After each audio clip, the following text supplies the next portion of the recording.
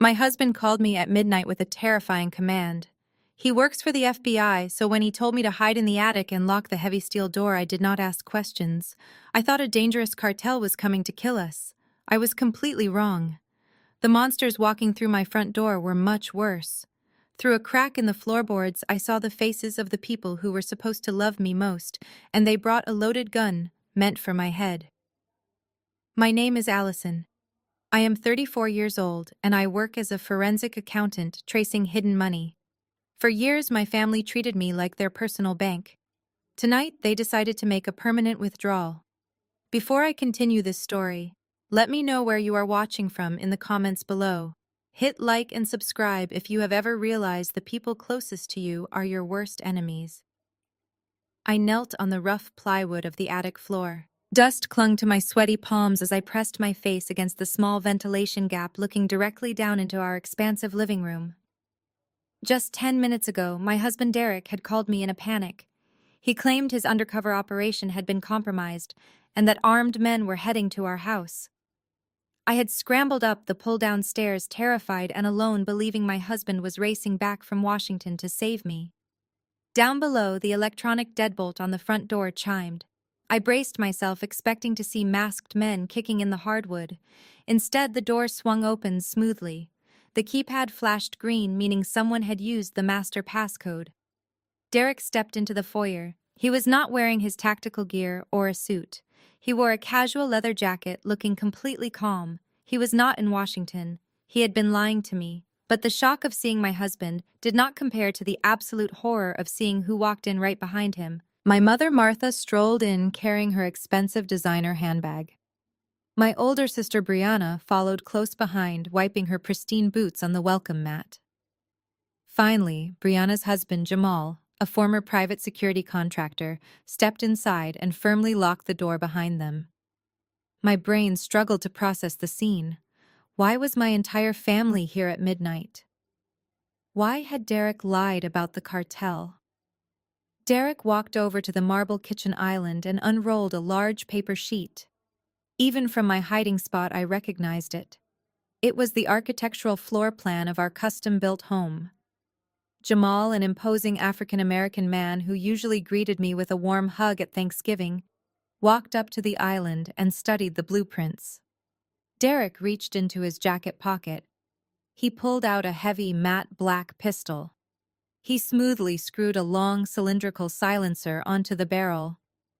The metallic click echoed through the quiet house, sending a violent shiver down my spine. He slid the weapon across the marble counter right into Jamal's large hands. "You know the layout," Derek said, his voice cold and unfamiliar. "She is exactly where I told her to be, up in the attic. The steel door is locked from the inside, but you can bypass the hinges with the bolt cutters in the garage." Jamal picked up the gun, checking the magazine. "Make sure the back window is smashed," Jamal replied. "I will tear up the living room to make it look like a struggle. When the local police arrive, it needs to look like a home invasion gone wrong. A burglary turned fatal." I pressed a hand over my mouth to muffle my own breathing. My husband, the man who had sworn to protect me, was orchestrating my murder, and my sister and mother were standing right there watching him do it. Martha walked over to the kitchen sink and poured herself a glass of my expensive filtered water. "Are you absolutely certain the trust fund reverts to you, Derek?" she asked, casually taking a sip. "My father left Allison $12 million. That money belongs to this family, not just to you." Derek scoffed, leaning against the counter. "As her surviving spouse, I inherit everything by default. Once the coroner signs the death certificate, I will wire the $3 million I promised to Brianna's account to clear your massive debts. But Jamal needs to get up those stairs right now." Brianna crossed her arms and glared up at the ceiling. "Just do it quickly, Jamal. I am tired of begging my little sister for scraps. She refused to co-sign my loan last week. She deserves this." Tears pricked my eyes, but they did not fall. The panic that had gripped my chest suddenly vanished, replaced by a freezing, calculated rage. They thought I was just a naive wife. They forgot that I am a forensic accountant who investigates financial fraud for a living. I uncover lies, I track stolen assets, and I destroy criminals using nothing but data. They wanted my $12 million. But they were about to find out that the house they were standing in was fully wired, fully automated, and completely under my control. I silently flipped open my laptop in the dark. The screen illuminated my face with a faint blue glow. My fingers hovered over the keyboard. Every smart lock, every hidden security camera, and every financial account was linked to the secure server I had built myself. Derek always mocked my obsession with home network security, calling it paranoid. Tonight, that paranoia was going to save my life and destroy theirs. I watched Jamal take the first step up the wooden staircase. His heavy boots made a soft thud against the wood. My mother poured another glass of water while my sister checked her makeup in the hallway mirror. They were entirely unbothered by the fact that my blood was about to spill. I took one last deep breath, letting the terrified wife die in that dusty attic. The woman who remained was ready to go to war. The heavy thud of Jamal moving up the stairs echoed through the silent house.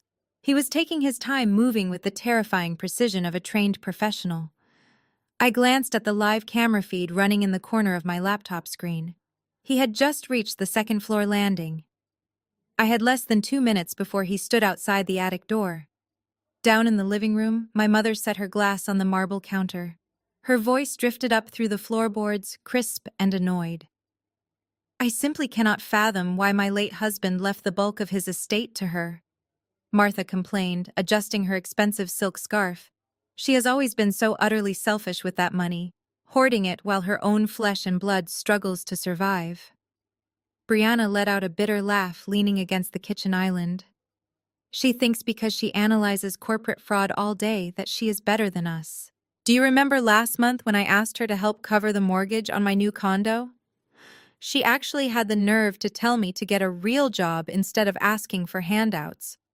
Tonight is just karma for her arrogance."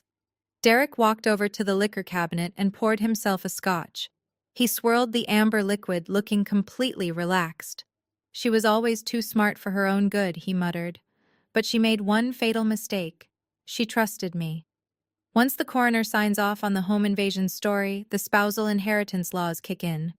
I will wire the $3 million to your account by Friday, Brianna. You can pay off those loan sharks and keep your condo." Their casual conversation about dividing my assets while my assassin climbed the stairs fueled my focus. I did not shed a single tear. I pulled up the primary dashboard for my trust fund. $12 million sat securely in a high-yield account. Derek thought my death would automatically trigger a transfer to his name. He was wrong. As a forensic accountant, I spent my career watching greedy people steal from vulnerable victims. I had spent months quietly updating the legal framework of my wealth, just in case my FBI husband ever tried to cross me. My fingers flew across the keyboard, completely silent. First, I locked Derek out of the home network. I revoked his administrative privileges, blinding him to the security cameras he thought he had turned off. I quickly rerouted the live video and audio feeds from the living room and the hallways directly to an encrypted cloud server based in Switzerland. Every word my mother said, every promise of dirty money Derek made was being recorded and locked away where they could never delete it. On the camera feed, Jamal drew closer. He was on the final flight of stairs leading to the 3rd floor. I saw the glint of the suppressed pistol in his right hand. I opened my secure banking portal. The interface prompted me for a dual authentication code. I scanned my fingerprint on the laptop sensor. A green checkmark appeared. The $12 million balance stared back at me. I opened a secondary window, accessing a maze of offshore shell accounts I had set up for an undercover audit last year. I selected an untraceable cryptocurrency wallet. In the kitchen, Derek issued another cold command. "Martha, wipe down that glass. We need this scene pristine. Jamal will smash the back patio door to simulate the break-in, but we cannot leave any DNA from a family visit. We were never here tonight." I typed in the transfer amount, all $12 million. The screen flashed a warning message asking if I was sure I wanted to empty the primary trust. I hit confirm. A loading bar appeared on the screen, crawling from left to right. 10%, 20%. Jamal stopped moving. The floorboards just outside the attic door creaked loudly. He was standing right on the other side of the heavy steel frame. I saw the doorknob slowly begin to turn. The metal latch clicked, but the deadbolt held firm. "Open the door, Allison," Jamal whispered through the wood. His voice was smooth, almost soothing. "Derek sent me. It is not safe out here. Let me in so I can protect you." He was trying to coax me out to avoid breaking the lock. I stared at the loading bar on my screen. 80%, 90%. I did not make a sound. I held my breath, watching the progress bar hit 100%. The screen flashed green, transfer complete. The trust account was officially empty. Derek was orchestrating my murder for a fortune that no longer existed. Jamal sighed heavily outside the door. "Fine, we do this the hard way." I heard the metallic clank of heavy bolt cutters hitting the floor. He was a former private security contractor who had breached compounds overseas. A residential door would not stop him. It was time for my next move. The sharp scrape of metal against metal pierced the quiet. Jamal had wedged the thick steel jaws of the bolt cutters around the deadbolt casing. He grunted, applying his full body weight. The wood frame began to splinter and crack under the immense pressure. I knew I only had seconds before the mechanism gave way entirely, and he walked in to finish the job. I closed my banking portal and opened the master control panel for the house. When Derek and I renovated this place 2 years ago, I insisted on installing commercial-grade security doors in the upper hallways, claiming it was necessary to protect my highly sensitive client audit files. He had laughed at the expense, calling me overly cautious, but he let me do it. I highlighted the second-floor hallway zone on my screen. I took a deep breath and pressed the enter key. A loud mechanical hum vibrated through the floorboards. Instantly, 2 heavy reinforced steel doors slammed shut at both ends of the upstairs hallway. The automated deadbolts fired simultaneously, with a series of sharp metallic clicks. Jamal stopped cutting immediately. The sudden silence was deafening. He was standing in a windowless 10-foot corridor between the master bedroom and the main stairs, completely sealed in like a rat in a trap. "Hey, Jamal!" yelled his voice, muffled through the heavy walls. "Derek, the hallway doors just dropped. I am boxed in up here. Open the system right now." Downstairs, the relaxed atmosphere vanished. I watched on my screen as Derek practically dropped his expensive glass of scotch. He rushed to the wall-mounted control pad near the kitchen island. I could see the panic rising in his chest as he aggressively tapped the digital screen, trying to enter his override codes. "It is completely unresponsive," Derek shouted back, his cool demeanor shattering completely. "It says the local network is locked down by the primary administrator." Brianna's voice shrilled with sudden fear. "What does that mean, Derek? Did the police remotely lock the house? Did someone hear us talking about the money?" "No," Derek snapped aggressively, pulling out his phone. "The police do not have that kind of access. Only Allison and I do. But she is just a numbers cruncher. She does not know how to override my master security codes." He was so incredibly arrogant. He truly believed my technical skills stopped at basic spreadsheets. While he frantically tried to reboot the network from his phone, I packed my laptop into my waterproof tactical backpack. I had prepared a survival bag months ago when I first noticed the glaring financial discrepancies in his bank statements. I moved to the far corner of the attic, slipping behind a stack of dusty cardboard boxes. During the massive renovations, the contractors found an old laundry chute that ran from the roof level all the way down to the basement. Derek had ordered it sealed up with drywall. I had paid the foreman an extra $1,000 in cash to install a hidden reinforced hatch instead. I pushed the heavy boxes aside and slid the metal panel open. A rush of cold, damp air hit my face. The shaft was extremely narrow, but I am small, and survival is a powerful motivator.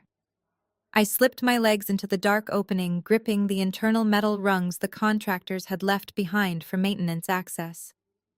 Before I lowered myself completely into the darkness, I pulled out my phone.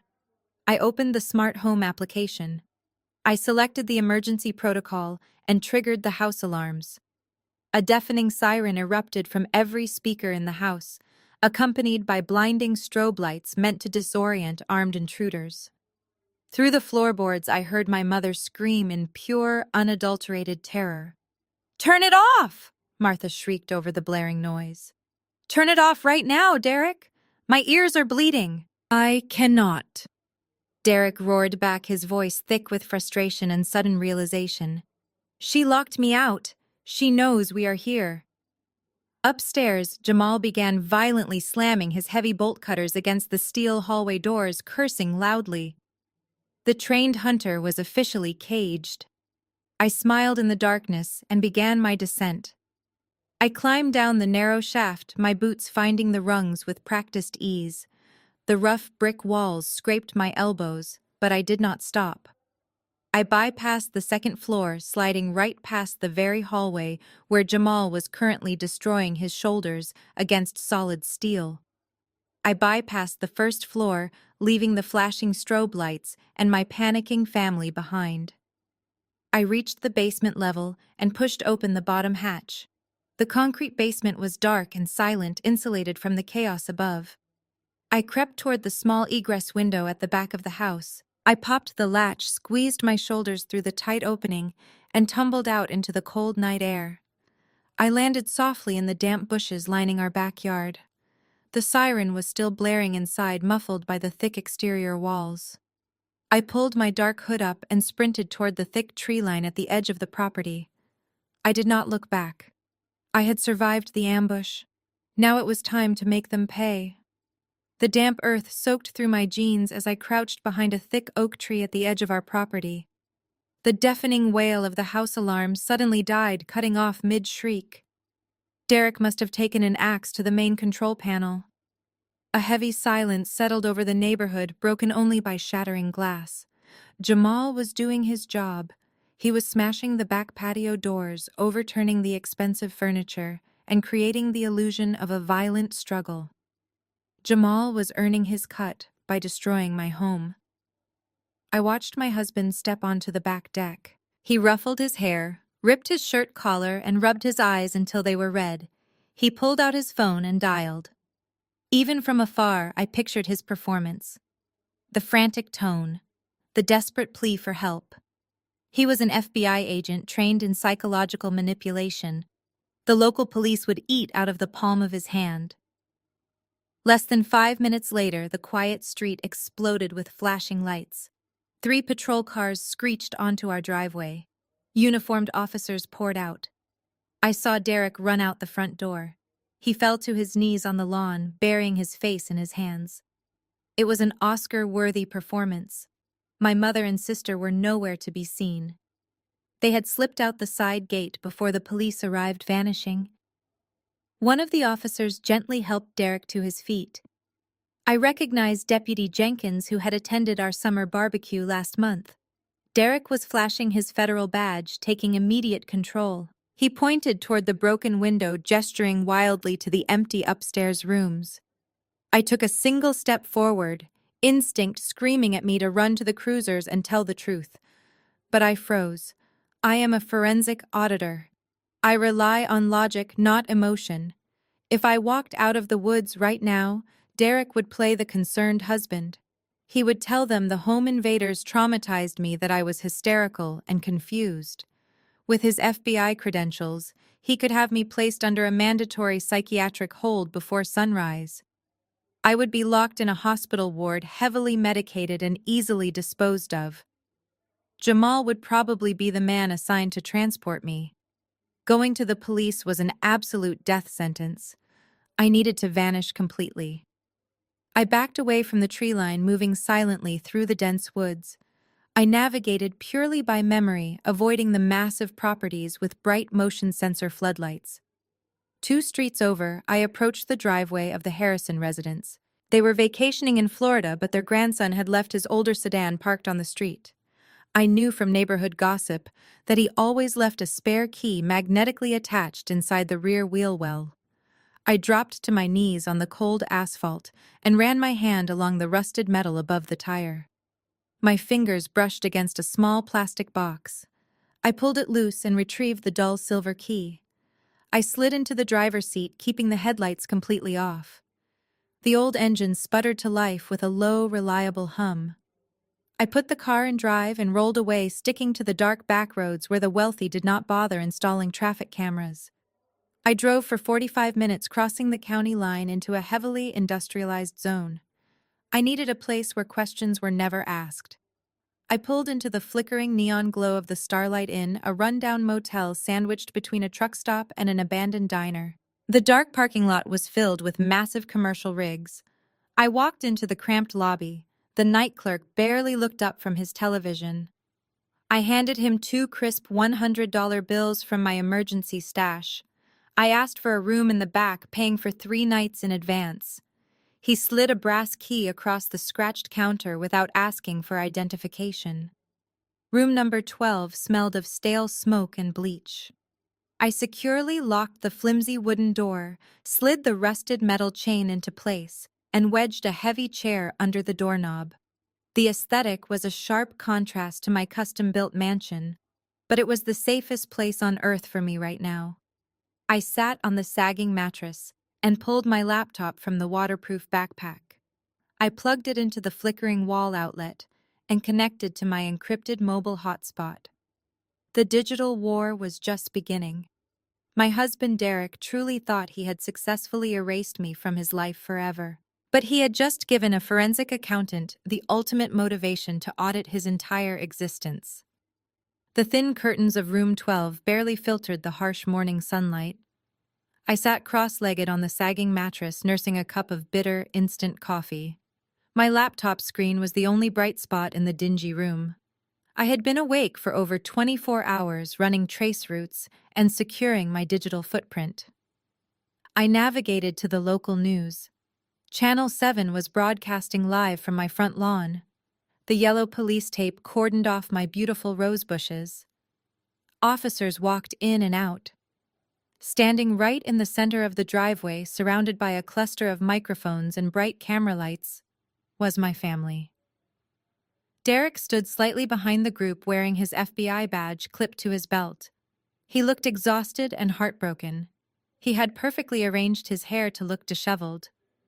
My mother Martha stepped up to the podium. She wore a dark conservative dress. She gripped the microphone with trembling hands. "We are absolutely devastated," Martha said, her voice cracking perfectly. "My beautiful daughter Allison was taken from us in the middle of the night. Her home was violently invaded. We just want her back safely." I rolled my eyes. It was a masterclass in manipulation. Then Brianna stepped forward, wrapping an arm around our mother. Brianna wiped a fake tear from her cheek. "We are also incredibly worried because Allison has a long history of mental instability," Brianna told the reporters, leaning into the microphone.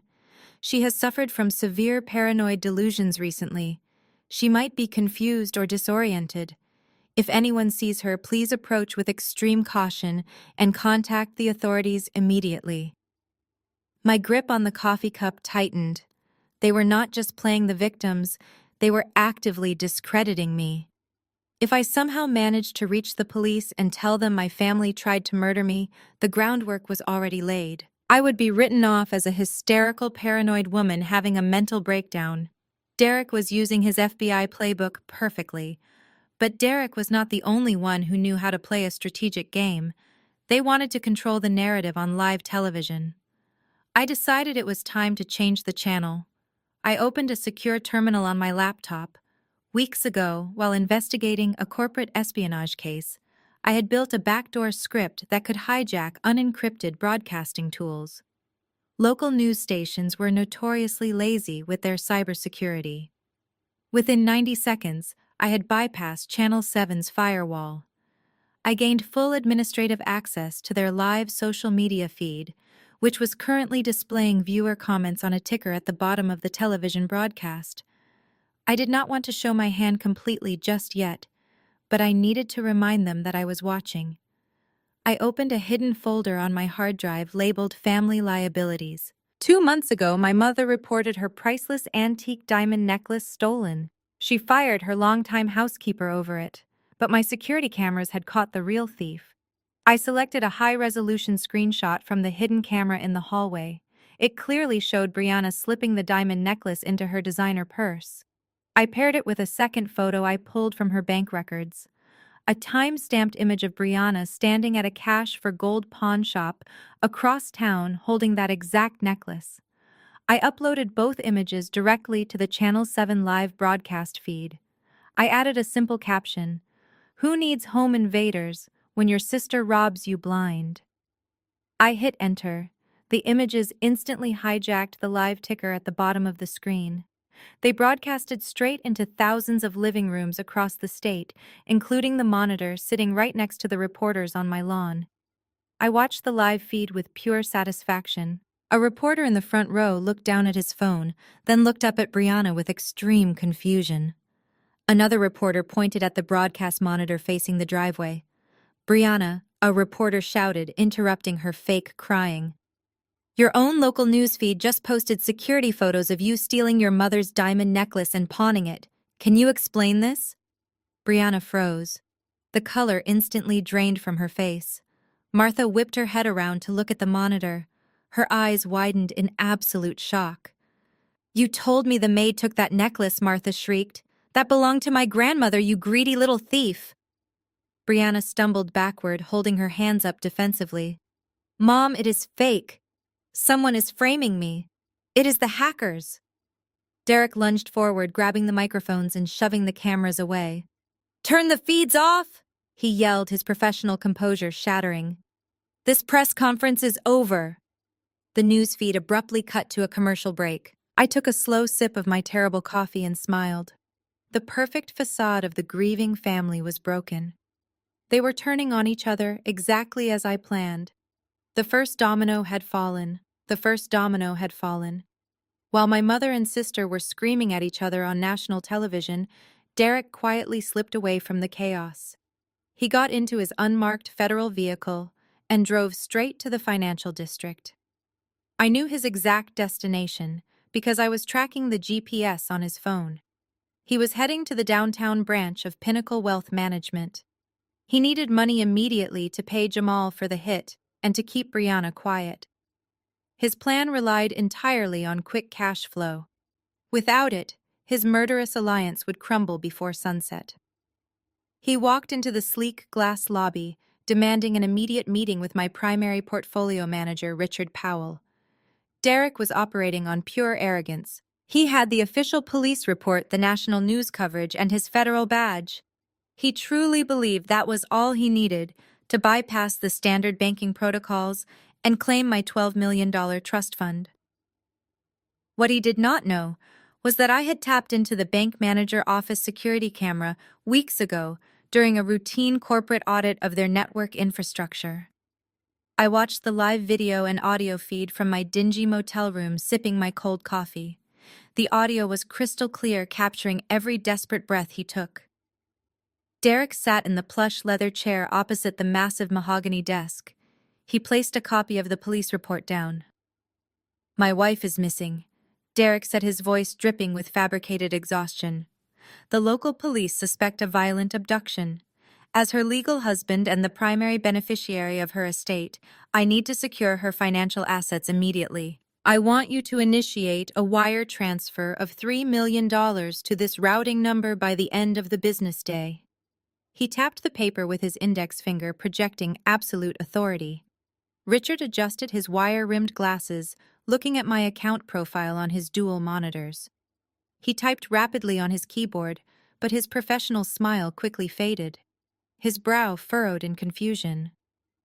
"I am terribly sorry to hear about your wife, Derek," Richard said slowly. "But I cannot authorize any transfers from Allison Primary Trust. In fact, the system says I am completely locked out of the account." Derek leaned forward, his friendly facade dropping instantly. He slammed his hand flat against the polished wood. "What do you mean you are locked out? I am her husband. We do not have a standard prenuptial agreement.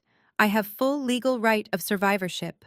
Transfer the money right now, or I will have the Federal Bureau investigate this branch for financial obstruction." Richard swallowed hard, his hands trembling slightly as he turned his monitor so Derek could see the red flashing warning banner on the screen.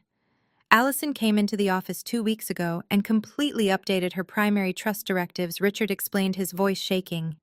She instituted a highly specific and irreversible dead man switch. The new legal clause explicitly states that if she ever goes missing, is kidnapped, or dies under any unusual circumstances, her entire $12 million estate is immediately frozen. Derek stared at the glowing screen, the muscles in his jaw ticking furiously. Frozen for how long, he demanded, his voice dropping to a dangerous whisper. Richard cleared his throat, pulling at his shirt collar. It is not just frozen, Derek. If she is not located safely within 48 hours of the initial police report, the funds are automatically dispersed to a designated list of domestic violence shelters across the country. The contracts are fully executed. You have been completely removed as a beneficiary. You do not get a single cent. There is no workaround, no loophole, and no manager override available. Derek erupted. He stood up with such explosive force that his heavy leather chair flipped backward and crashed to the floor. He grabbed the heavy brass pen holder from the desk and hurled it violently at the decorative glass wall. The glass shattered into hundreds of jagged pieces, raining down on the carpet. "You are lying," Derek roared, his face turning a dark shade of purple. "She is just a numbers cruncher. She does not have the legal authority to bypass state marital property laws." Richard pressed himself against the back wall, terrified by the sudden violence. "She is a senior forensic accountant," Richard stammered loudly. "She drafted the amendment with 3 separate corporate litigation firms. It is absolutely airtight. Even the federal government cannot break a charitable trust dispersion without a decade of expensive litigation. You have been entirely outplayed by your own wife." Derek stood breathing heavily in the ruined office, his fists clenched at his sides. He finally realized the terrifying truth. I was not just a naive wife who got lucky and escaped his assassin. I had anticipated his betrayal. I had financially castrated him before he even handed that suppressed pistol to Jamal. Derek stormed out of the bank, leaving a trail of shattered glass behind him. He had promised Jamal and Brianna millions of dollars by Friday. Now he had absolutely nothing to give them. The hunters were about to realize they could not afford the ammunition they needed to kill me. Derek sat in his unmarked federal vehicle, gripping the steering wheel until his knuckles turned white. He stared blankly at the shattered glass inside the bank lobby. The reality of his situation was setting in. I was not a helpless victim hiding in the woods. I was a fully mobilized threat, and I had just cut off his escape route. He pulled a burner phone from his center console. He could not risk using his official FBI device for this conversation. He dialed Jamal. Jamal answered on the second ring, a television blaring in his living room. "Tell me you have the $3 million, Jamal demanded. "Brianna is freaking out about the news broadcast, and my guys are asking for their cut for staging the break-in." "We have a massive problem," Derek replied, his voice a low, dangerous growl. "Allison is alive. She locked the trust fund behind a dead man's switch. We are not getting a single cent unless we find her and force her to reverse it before the 48-hour window closes." A heavy silence fell over the line. "What do you mean she is alive?" Jamal snapped, his professional calm evaporating. "I checked that attic myself. She vanished." "And what do you mean she locked the money?" "You told me this was a guaranteed payout, Derek. I am not catching a federal murder charge for free." "Listen to me," Derek interrupted harshly. "She is a forensic accountant. She planned for this. She hijacked the newsfeed this morning and she froze the accounts. She is out there and she is fighting back. I need you to find her." "Use your FBI toys," Jamal shot back. "Put a trace on her cell phone or run her face through the highway camera network. You are the feds." "I cannot do that," Derek hissed, hitting his steering wheel. "The local police are breathing down my neck. If I flag her assets on the federal database, the Office of Professional Responsibility will be alerted. They will start auditing my files and we will both end up in federal prison. You need to use your underground security contacts. Use the dark web brokers you met overseas. Find a digital breadcrumb." Jamal cursed loudly. "Fine. But when I find her, my price just doubled." He hung up. Back in my dingy motel room, I watched the encrypted audio waveform of their conversation play out on my screen. I had activated the microphone on Derek's smartwatch right before he made the call. They were panicking, turning on each other, and most importantly, they were looking for me. I knew Jamal was exceptionally good at tracking people. He had spent years as a private military contractor hunting down targets in hostile territories. If I stayed off the grid, he would eventually start shaking down my friends and colleagues, exposing my survival too early. I needed to control his movements. I needed to give him a target. I opened a secure virtual machine on my laptop and accessed a hidden offshore bank account I had set up under a shell corporation. Connected to this account was a single prepaid corporate credit card. I had mailed that card to a P.O. box near the county line months ago. Early this morning before the press conference, I had retrieved it. I logged into a dark web routing service and spoofed my physical location. I initiated a small $20 transaction at an automated gas station pump located on the desolate edge of the industrial district, about 10 miles from my actual motel. It was a completely automated station, no cameras, no clerk, just rusted metal pumps, an empty highway. I left the transaction pending for exactly 3 minutes, just long enough for the underground data brokers Jamal employed to catch the ping on the financial networks. Then I canceled it. I switched my screen to the GPS tracker I had magnetically attached to the undercarriage of Jamal's heavy black SUV 2 weeks ago. I watched the blinking red dot representing his vehicle. For 10 minutes it remained stationary in his suburban driveway. Then the dot began to move. It pulled out of his neighborhood, merging onto the interstate, accelerating rapidly. He was heading straight for the industrial district. His underground contacts had taken the bait. Jamal thought he had outsmarted me. He thought he had caught a desperate woman making a careless mistake with a credit card. I closed the tracking window and packed my laptop into my backpack. I checked the chamber of the compact handgun I had purchased weeks ago. Jamal was driving an armored vehicle loaded with illegal surveillance equipment directly into my trap. I slipped out of room 12 and walked into the cold night air ready to meet him. I drove the stolen sedan to a dark dirt ridge about a quarter-mile above the automated gas station. The elevated vantage point gave me a perfect, unobstructed view of the desolate fuel pumps below. I parked behind an old rusted billboard, leaving the engine off so the vehicle would remain silent. I pulled a pair of high-powered compact binoculars from my waterproof tactical backpack and focused the lenses on the isolated station. The night was dead silent, the only illumination coming from the flickering fluorescent canopy over the rusted fuel pumps. 10 minutes later, the hum of a powerful engine shattered the quiet night air.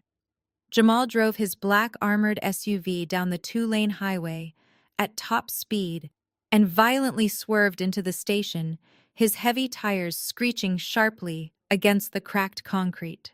He did not park under the bright lights of the pumps. He instantly killed his headlights and rolled the massive vehicle into the deep shadows near the side of the permanently locked convenience store building. He stepped out of the driver's seat, moving with the fluid, calculated grace of a man who had spent his adult life navigating hostile war zones. He wore dark tactical clothing and held his suppressed pistol tightly against his chest, sweeping the barrel across the empty lot. He scanned the entire perimeter with practiced efficiency, checking the blind corners of the building, actively looking for any sign of my vehicle. Seeing nothing but empty asphalt and overgrown weeds, his attention locked onto the only 2 accessible doors on the property. The exterior public restrooms at the back of the building. I watched closely through the binoculars as he crept along the cold brick wall, expertly avoiding the pools of light cast by the flickering street lamps above. He reached the heavy metal door of the women restroom. He paused for a long moment, pressing his ear against the rusted steel frame to listen for any slight movement inside. He genuinely thought he had me completely cornered, trapped, and entirely helpless. He pictured a terrified accountant cowering behind a dirty bathroom stall, crying and waiting to die. He took a deliberate step back, raised his heavy combat boot, and kicked the door right at the lock mechanism. The metal latch snapped instantly under his immense physical strength. The heavy door flew open, slamming violently against the tiled wall inside with a deafening crash. Jamal pivoted smoothly through the doorway in a perfect tactical sweep, aiming his weapon left, then right, his finger resting lightly on the trigger. He cleared the two empty stalls in mere seconds. He stood in the center of the cramped, foul-smelling room, his gun slowly lowering. The space was completely empty. There was no terrified wife shivering in the dark and begging for her life.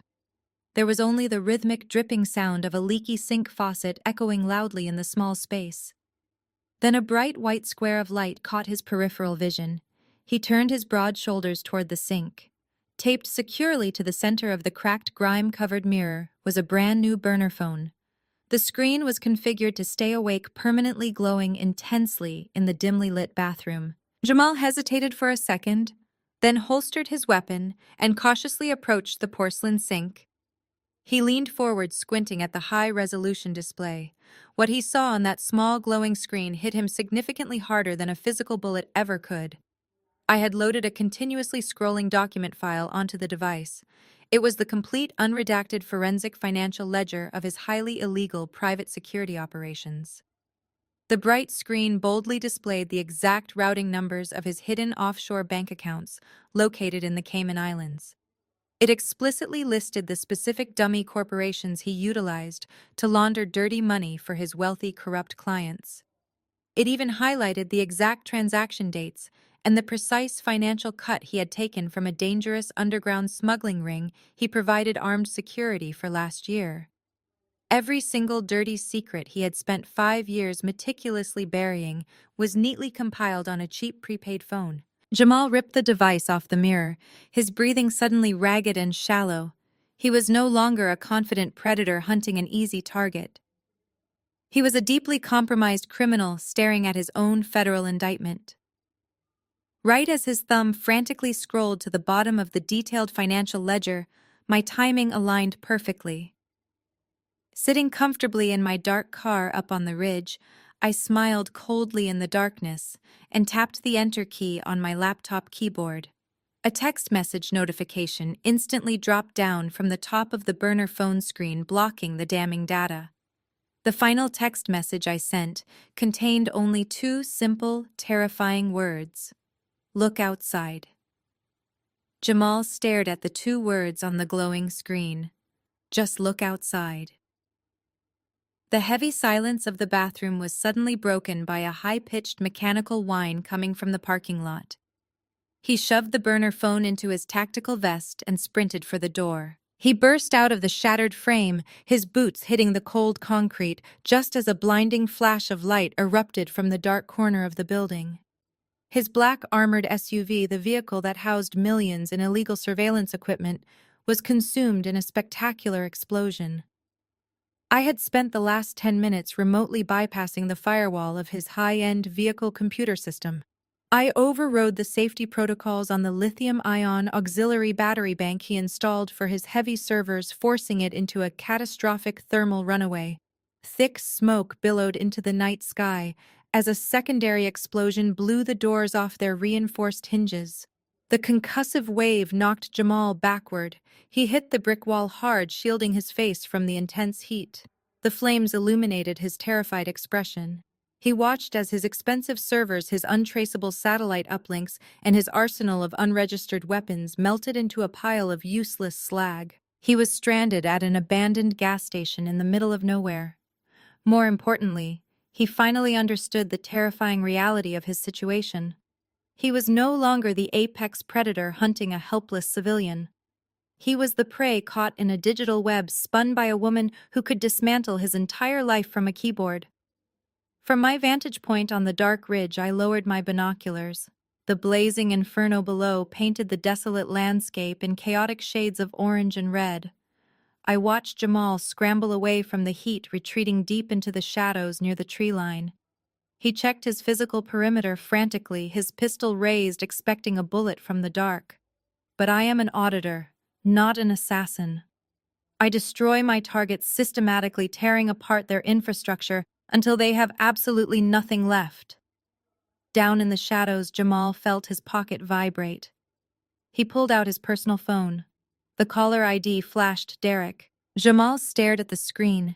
his chest heaving, the roaring flames reflecting in his dark eyes. He wiped the soot from his forehead and swiped to answer. "Did you find her?" Derek demanded, his voice tight with anxiety. "Did you force her to unlock the trust fund?" Jamal looked at his burning vehicle.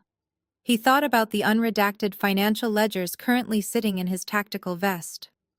If he told Derek the truth, Derek would know that Jamal was exposed. Derek was a desperate federal agent drowning in a botched murder plot. If Derek realized Jamal was a massive federal liability, Derek might try to eliminate him to cover his own tracks.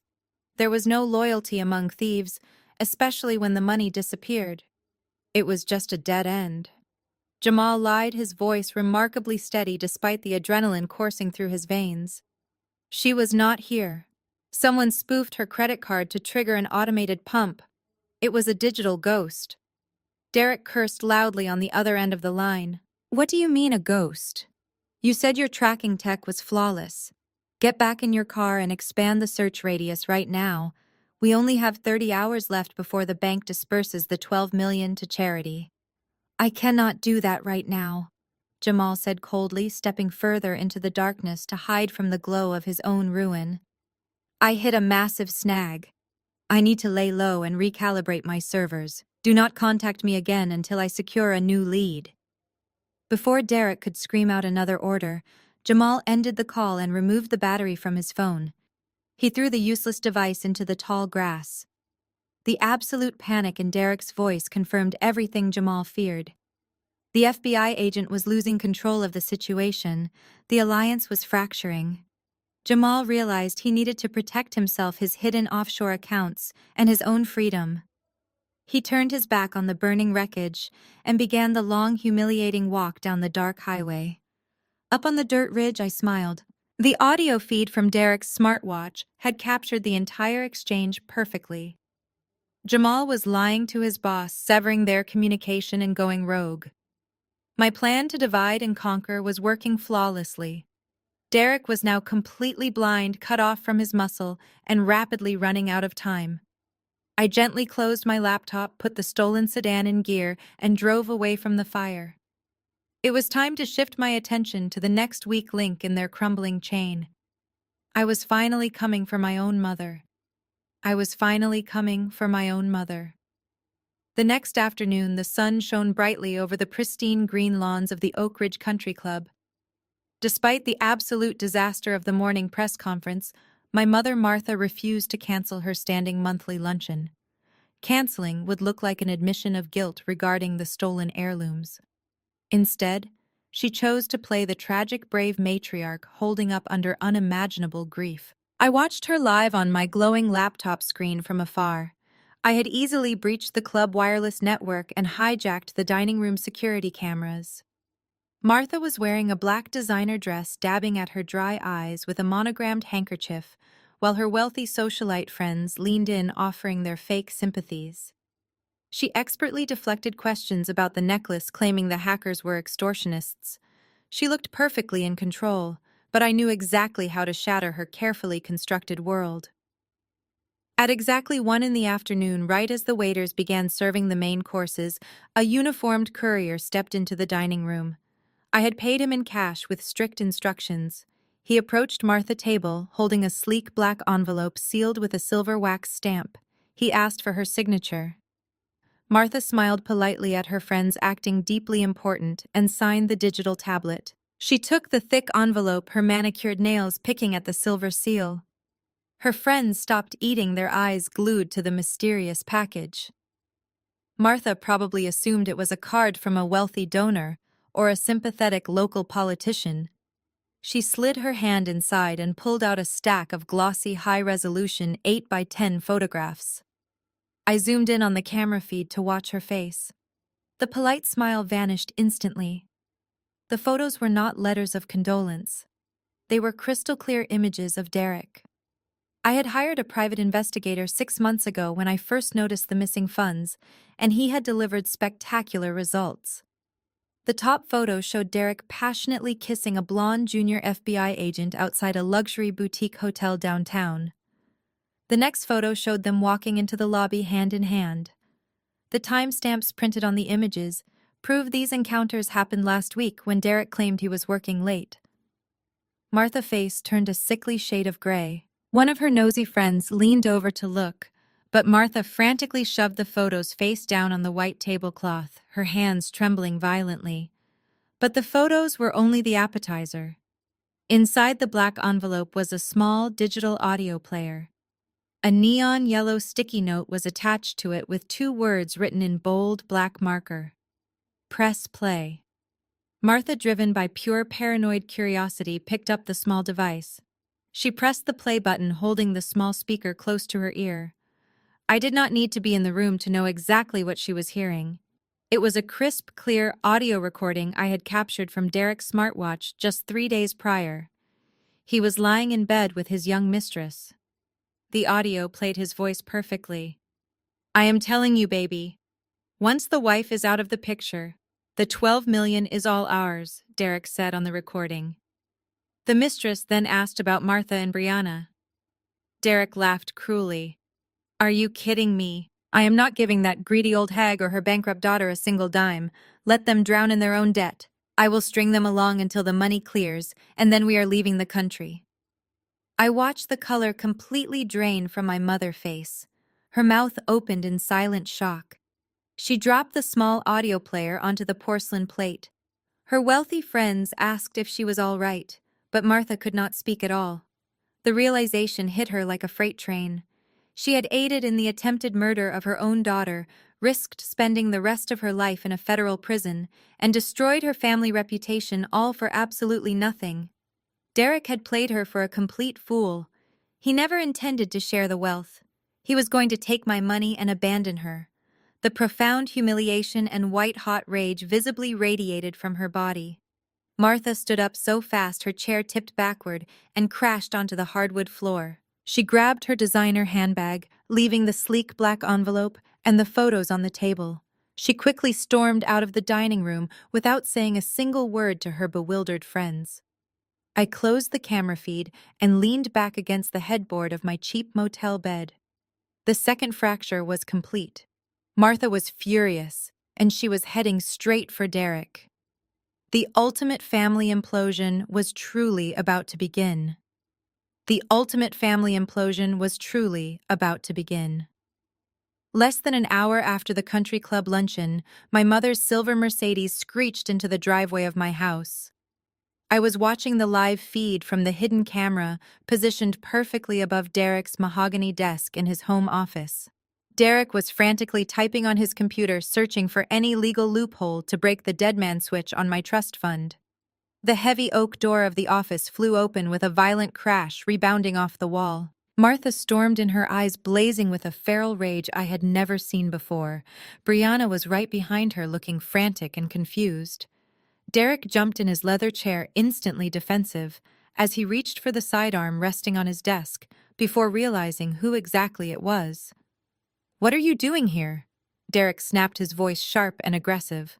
The local police are still patrolling the neighborhood. You cannot just barge in like this. Martha did not say a word. She marched straight to his desk and forcefully slammed the black envelope down. The glossy photos of Derek and his young blonde mistress scattered across the polished wood. The small digital audio player landed right on top of them. Derek stared at the photos. The color drained from his face as his arrogant facade crumbled into absolute panic. Where did you get these? Derek demanded, his voice dropping to a harsh whisper. From a courier at my country club, Martha screamed, her voice echoing through the large house. Delivered right in front of the most influential women in the city. You arrogant, lying piece of garbage. You were never going to give us our fair share of the $12 million. You were planning to take my daughter's money and run off with some cheap junior agent. Brianna pushed past our mother and grabbed one of the photos, her eyes widening in total shock. You told me the wire transfer was guaranteed. Brianna shrieked, her voice cracking. I owe dangerous people a lot of money, Derek. They are threatening to break my legs. You promised me $3 million for helping you set up Allison. Derek slammed his fists on the desk, his panic rapidly turning into cornered rage. Keep your voices down, he hissed through clenched teeth. Do you want the police outside to hear you confessing to murder? Allison is alive. She set us up. She locked the trust fund behind an impenetrable legal wall, and she is the one sending these packages. She is trying to turn us against each other. It does not matter who sent them, Martha countered coldly, crossing her arms over her chest. What matters is that we now have absolute proof of your intent to defraud us. We took a massive federal risk for you, Derek. We stood in that living room and watched Jamal go upstairs with a loaded gun. We lied on national television this morning, and we did it because you promised us a massive financial payout? Derek let out a bitter, mocking laugh. You did it because you are greedy parasites. You hated Allison just as much as I did. You wanted her gone. Do not act like you have the moral high ground here, Martha. Martha leaned over the desk, invading his personal space, her eyes narrowing into cold slits. I do not care about the moral high ground, she whispered venomously. I care about my compensation. You are going to pay us, Derek. You are going to wire $3 million into my offshore account by 6 o'clock tonight. Derek threw his hands up in total exasperation. I just told you the trust fund is completely locked. I do not have $3 million. I do not even have 300,000 right now. My assets are tied up. Then you better figure it out quickly, Brianna yelled, slamming her hand against the wall. Sell this house. Liquidate your retirement portfolio. Call in favors from your corrupt federal buddies. I do not care how you get the cash, but you are going to pay us what you promised. And if I completely refuse? Derek challenged his hand, inching much closer to the heavy pistol sitting on his desk. What exactly are you two going to do about it? Martha smiled, but it was a chilling, dead expression. If the money is not in my account by 6 o'clock, Brianna and I will march straight down to the local police precinct. We will tell the lead detectives that the entire kidnapping was a staged cover-up. We will testify that you hired Jamal to murder Allison for her inheritance. We get immunity for cooperating, and you get the death penalty for capital murder. The choice is yours, Derek. The choice is yours, Derek. Those final venomous words from my mother echoed through my noise-canceling headphones.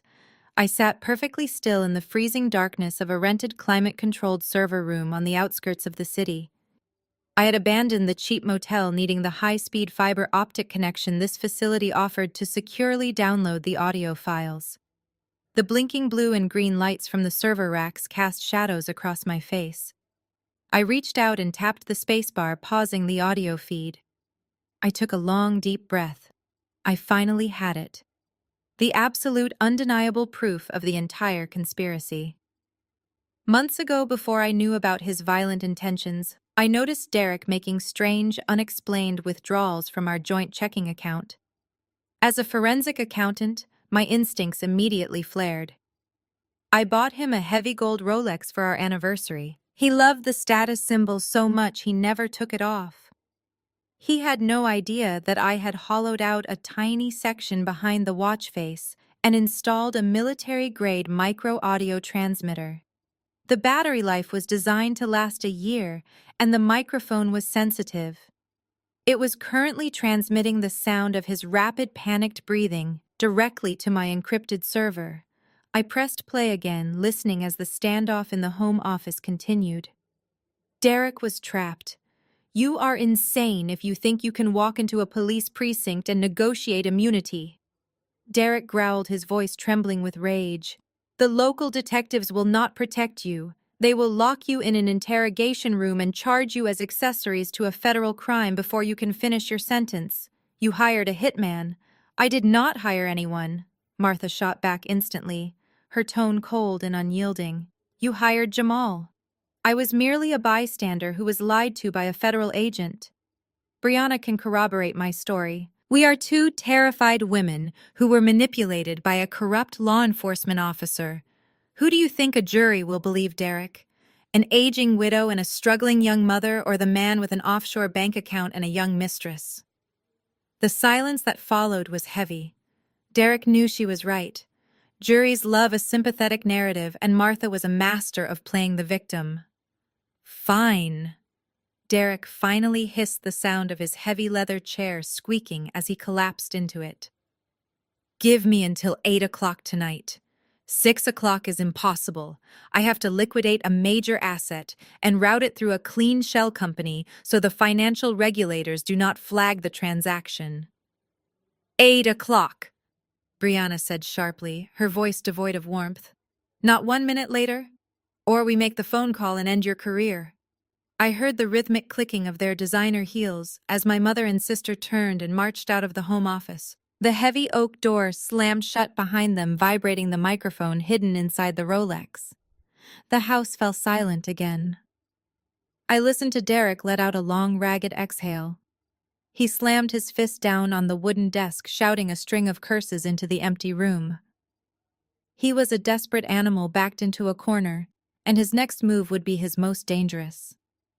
I watched the audio waveform on my screen level out as his shouting finally stopped. I highlighted the entire 60-minute recording. This was not just a piece of leverage. This was a lethal digital weapon. The file contained a full confession of attempted murder, financial extortion, and systemic corruption. I initiated a secure, automated backup protocol. I duplicated the high-definition audio file and sent encrypted copies to 3 separate decentralized cloud servers located in 3 different countries. I also embedded the original file into a heavily hidden partition on my physical hard drive. I wanted to make absolutely sure that even if Derek somehow found me and put a bullet in my head, this recording would survive to utterly destroy him. I took off my headphones and rubbed my tired eyes. Hearing my own mother casually discuss my murder as a bargaining chip for a massive payday was a deep wound that would never fully heal. But the sharp pain in my chest only hardened my cold resolve. They had willingly thrown away every single ounce of humanity they possessed for the hollow promise of a $12 million payout. Now I was going to use their own reckless greed to lock them in a federal penitentiary for the rest of their natural lives. I opened a new secure browser window and quickly navigated to the highly monitored whistleblower portal for the Federal Bureau of Investigation. It was time to formally introduce my husband to his worst nightmare. It was time to formally introduce my husband to his worst nightmare. I stared at the stark blue and gold seal of the Federal Bureau of Investigation glowing on my laptop screen. The whistleblower portal was designed for highly sensitive internal leaks. Most people would have rushed to the local police precinct with that explosive audio recording, but my forensic background taught me to analyze the entire board first. The local authorities were already compromised by Derek and his carefully cultivated hero persona. If I walked into a precinct today, the evidence would miraculously disappear from the evidence locker and I would end up permanently institutionalized under a psychiatric hold. I needed a much bigger, much heavier hammer. I needed the Office of Professional Responsibility.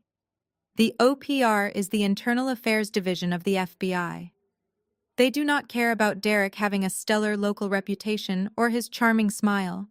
They care exclusively about federal statutes, conspiracy to commit murder, and financial extortion. I navigated through the encrypted submission form using a heavily anonymized virtual private network, routed through multiple proxy servers in Eastern Europe.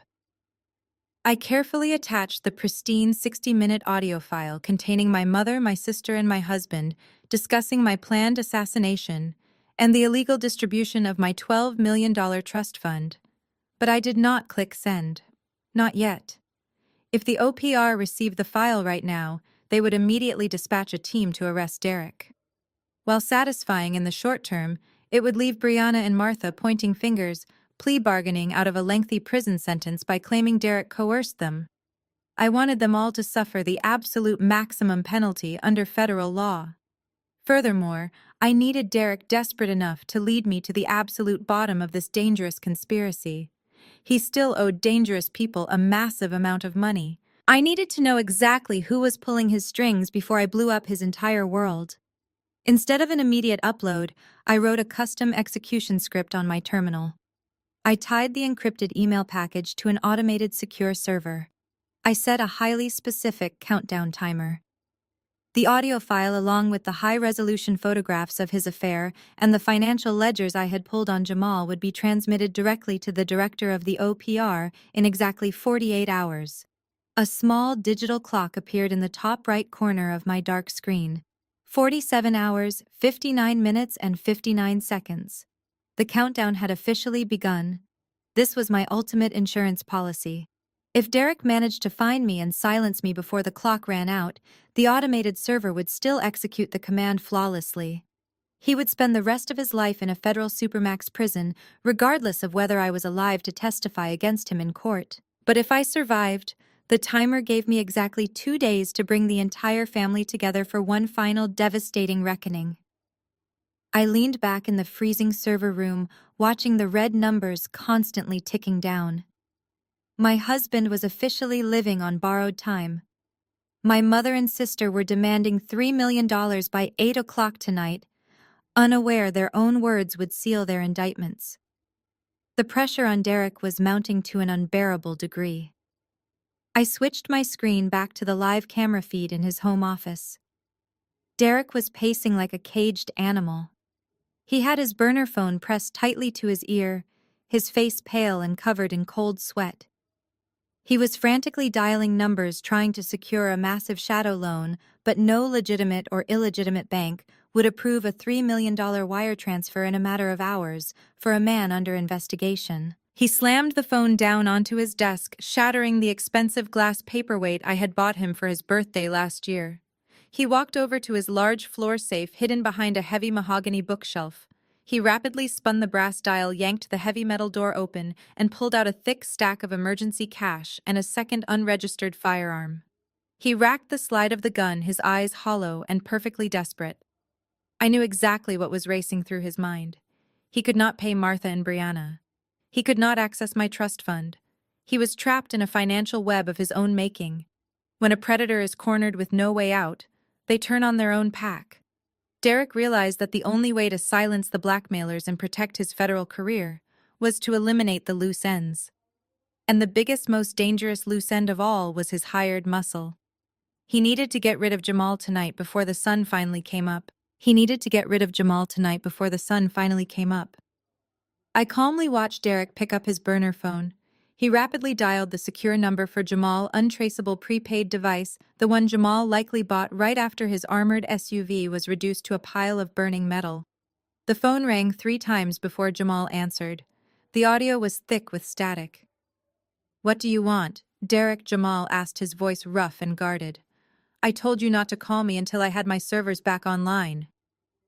Derek forced a desperate, breathless tone into his voice.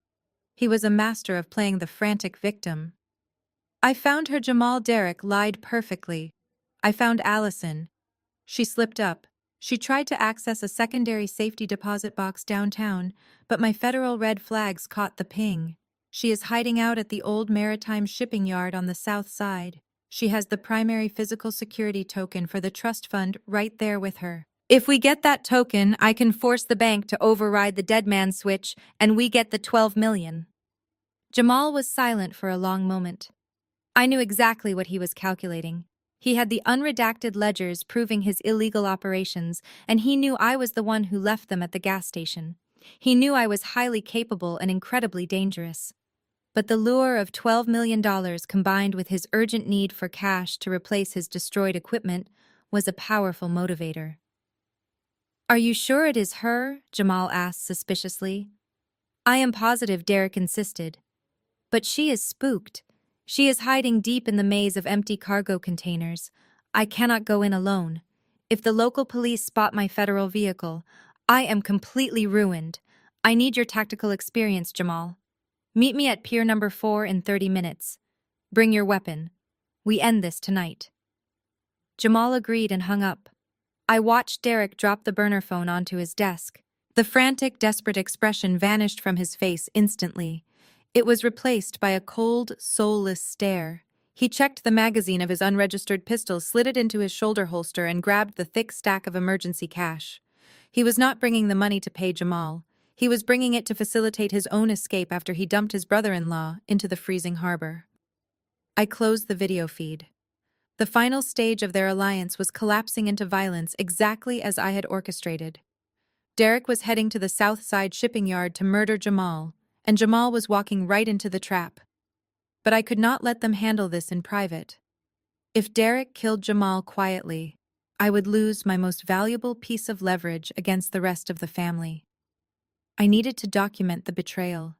I needed the final nails for their federal coffins. I quickly packed my laptop, my high-definition camera, and my parabolic microphone into my tactical bag. I left the freezing server room and climbed back into my stolen sedan. The drive to the south side was tense and quiet. The city was asleep, completely unaware of the deadly game unfolding in its shadows. The maritime shipping yard was a sprawling, rusted graveyard of international commerce.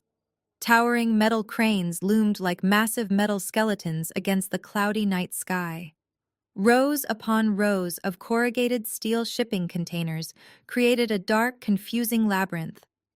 There were no security guards, no active cameras, and absolutely no witnesses. It was the perfect place for a federal agent to make a problem disappear. I parked my car a half-mile away, hiding it behind an abandoned warehouse. I moved through the shadows on foot, the cold wind whipping off the dark water. I navigated the maze of containers with careful precision. I needed high ground. I found a rusted maintenance ladder attached to the side of a massive decommissioned loading crane. I climbed quietly, ascending 40 feet into the air until I reached the small operator cabin overlooking Pier Number 4. I set up my equipment in the dark, pointing the long lens of my camera directly at the empty concrete dock below. 10 minutes later, a dark sedan rolled to a stop at the edge of the pier. Derek stepped out, his hand resting casually inside his jacket near his holster. He looked around the desolate yard, waiting for his prey. 5 minutes after that, Jamal emerged from the shadows between two shipping containers. He was moving silently, his own weapon drawn and held tightly at his side. The two desperate men faced each other under the pale moonlight. The ultimate confrontation was finally about to begin. The cold wind howled off the dark water, whipping Derek's jacket around his waist as he took a slow, calculated step forward. He kept his right hand hovering dangerously close to the grip of his holstered weapon. Jamal stood perfectly still, his stance wide and balanced, his heavy pistol already drawn and pointed directly at Derek's chest. The silence stretched between them, thick with paranoia and impending violence. "Where is she?" Jamal demanded, his voice carrying easily over the sound of the crashing waves. "You said she was hiding in the containers. I do not see a single sign of life out here." Derek forced a tight, artificial smile. "She is deep inside. I told you she is spooked." "Put the gun down, Jamal. We are on the same side. We need to go in there together and flush her out before she realizes we tracked her down." Jamal did not lower his weapon a single inch. "You are lying, Derek. You have been lying since the moment you handed me that suppressed pistol in your kitchen. There is no trace of her here. You brought me out to this abandoned pier to put a bullet in the back of your own accomplice tonight." Up in the operator cabin of the towering crane, I adjusted the dial on my parabolic microphone. The highly sensitive dish captured their voices with terrifying clarity, transmitting the crisp audio directly to my encrypted laptop.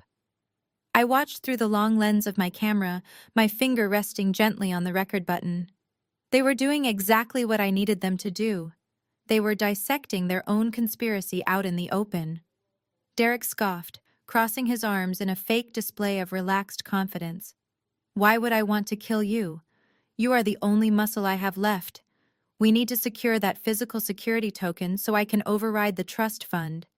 Think about the $12 million, Jamal. We are so close to the finish line." Jamal let out a harsh, bitter laugh. "There is no finish line and there is no money. I went to that gas station tonight, Derek. I kicked down the door expecting to find a terrified accountant. Instead, I found a burner phone taped to the mirror. Do you know what was on that phone? It was the complete, unredacted financial ledger of every single private security contract I have executed over the last 5 years. She has my offshore routing numbers. She has my shell companies. She even has the transaction receipts from the smuggling ring I protected last summer." Derek froze. His artificial smile vanished, replaced by genuine shock. What are you talking about? How could she possibly have that kind of classified intel? Because she is a senior forensic accountant? Jamal roared, his professional composure finally breaking. She makes her living hunting down hidden assets for massive corporations. We thought she was just a clueless wife. She played us both. Right after I read that file, she hacked into my armored SUV and blew it to pieces. I lost millions in surveillance gear tonight. She is not hiding in these containers, Derek. She is hunting us. Derek took another step forward, his hand finally gripping the handle of his gun. If she has your files, then you are a massive federal liability. You are walking evidence. And you are a broke federal agent who owes dangerous people a lot of cash. Jamal shot back, gripping his pistol tighter with both hands. I know you do not have the $3 million you promised Brianna and Martha. I know you cannot access the trust fund. You lured me out here because you are drowning and you thought cutting me loose would buy you some time. You greedy idiot! Derek hissed, pulling his unregistered firearm from his shoulder holster and aiming it squarely at Jamal's head. You brought this entirely on yourself. If you had just done your job and killed her in the attic, we would be sitting on a beach right now, but you let her slip away. You let her lock the accounts. Now my own wife is blackmailing my entire family, and I have nothing left to pay my debts. I zoomed the camera lens in tightly, capturing the furious expressions on both of their faces. The audio recording was flawless. Derek had just confessed to orchestrating the hit in the attic, acknowledging that Jamal was the hired assassin. The final pieces of the federal indictment were locked into my encrypted hard drive. Jamal sneered, his finger tightening on the trigger. You are not walking away from this pier, Derek. I am taking that emergency cash out of your jacket and I am leaving the country tonight. Derek cocked his heavy gun. Before either man could pull their trigger, a blinding beam of white light swept across the concrete pier. The sudden glare illuminated the rusted shipping containers and cast long, distorted shadows of the two men against the metal walls. A massive black SUV with heavily tinted windows roared down the center lane of the shipyard. Its engine growled like a caged beast before it slammed on the brakes, screeching to a halt just 50 feet away from their standoff. Derek shielded his eyes, keeping his gun raised, but shifting his aim toward the vehicle. Jamal stepped back, using a metal crate for partial cover. The heavy doors of the SUV swung open simultaneously. 3 men stepped out into the freezing wind. 2 of them were massive, built like linebackers, wearing tactical gear with no insignias and carrying fully automatic rifles. The 3rd man, stepping out from the passenger side, wore a pristine tailored suit that looked entirely out of place in the grimy maritime yard. I adjusted the zoom on my camera lens, my heart pounding in my chest. The man in the suit was Special Agent in Charge Harrison. He was Derek's direct supervisor at the Federal Bureau. He was the man who had supposedly assigned Derek to the undercover operation that night. But Harrison was not here to conduct an official federal raid. The men flanking him were not law enforcement. They held their weapons with the relaxed, ruthless posture of cartel enforcers. Harrison calmly buttoned his suit jacket and walked slowly toward the 2 men, completely ignoring the guns pointed in his general direction. Put the weapons down, Harrison ordered, his voice echoing with absolute authority. Both of you are making a massive mess. Derek lowered his pistol slightly, his face twisting in complete confusion. Boss, what are you doing here? Derek asked, his voice shaking. How did you know where to find me? Harrison stopped 10 feet away. He did not look at Derek. He looked directly at Jamal. Jamal kept his gun leveled at Derek, refusing to back down. I track his federal vehicle, Harrison said smoothly. You have caused a lot of problems tonight, Derek. Our friends south of the border are running out of patience. You promised them the $10 million by midnight tomorrow. You assured me your wife would be dead, and the trust fund would be completely under your control by now. Jamal slowly lowered his gun, his eyes widening as he stared at Derek. $10 million, Jamal repeated, his voice filled with venom. You told Brianna and Martha you needed the money to pay off some local bookies. You owe $10 million to a Mexican cartel. Derek swallowed hard, taking a trembling step backward. I can fix this, Harrison. Derek pleaded, the arrogant federal agent completely replaced by a terrified, desperate man. Allison threw a wrench in the plan. She instituted a dead man switch on the accounts. But if we find her, I can force her to reverse it. Up in the crane cabin, I gripped the edge of the metal console. The final piece of the puzzle violently clicked into place. The entire conspiracy was never about sharing wealth with my mother or my sister. It was never about paying off Brianna debts. Derek had stolen from the cartel, and he was using my murder to save his own skin. He had dragged his own family into a cartel assassination plot, promising them millions he never intended to give them because every single cent of my trust fund was earmarked for his own survival. Harrison shook his head, looking at Derek with absolute disgust. You do not get to fix this, Derek. You brought an amateur private security contractor into a cartel operation. You let your target escape. And now you are out here pointing a gun at the only muscle you have left. The bosses are done waiting for your domestic disputes to resolve. They want their money, or they want your head in a duffel bag. Jamal barked a harsh laugh. You are a dead man, Derek. You played all of us, and now the cartel is going to skin you alive. Harrison turned his cold gaze to Jamal. Do not laugh, contractor. You know too much about our internal operations now. You are not walking away from this pier either. The two cartel enforcers raised their automatic rifles, pointing them directly at Jamal and Derek. The metallic clack of the rifles chambering their rounds echoed across the dark water. The deadly standoff had just escalated into a brutal execution. My highly sensitive microphone recorded every single damning word of the cartel admission, perfectly securing the federal evidence. I had finally captured my ultimate undeniable proof, effectively destroying all their carefully crafted lies. Harrison raised his hand, pointing a single finger directly at Derek. Do it, Harrison commanded coldly. Make it clean. We dump the bodies in the harbor and tell the local field office that Derek vanished during an undercover sting.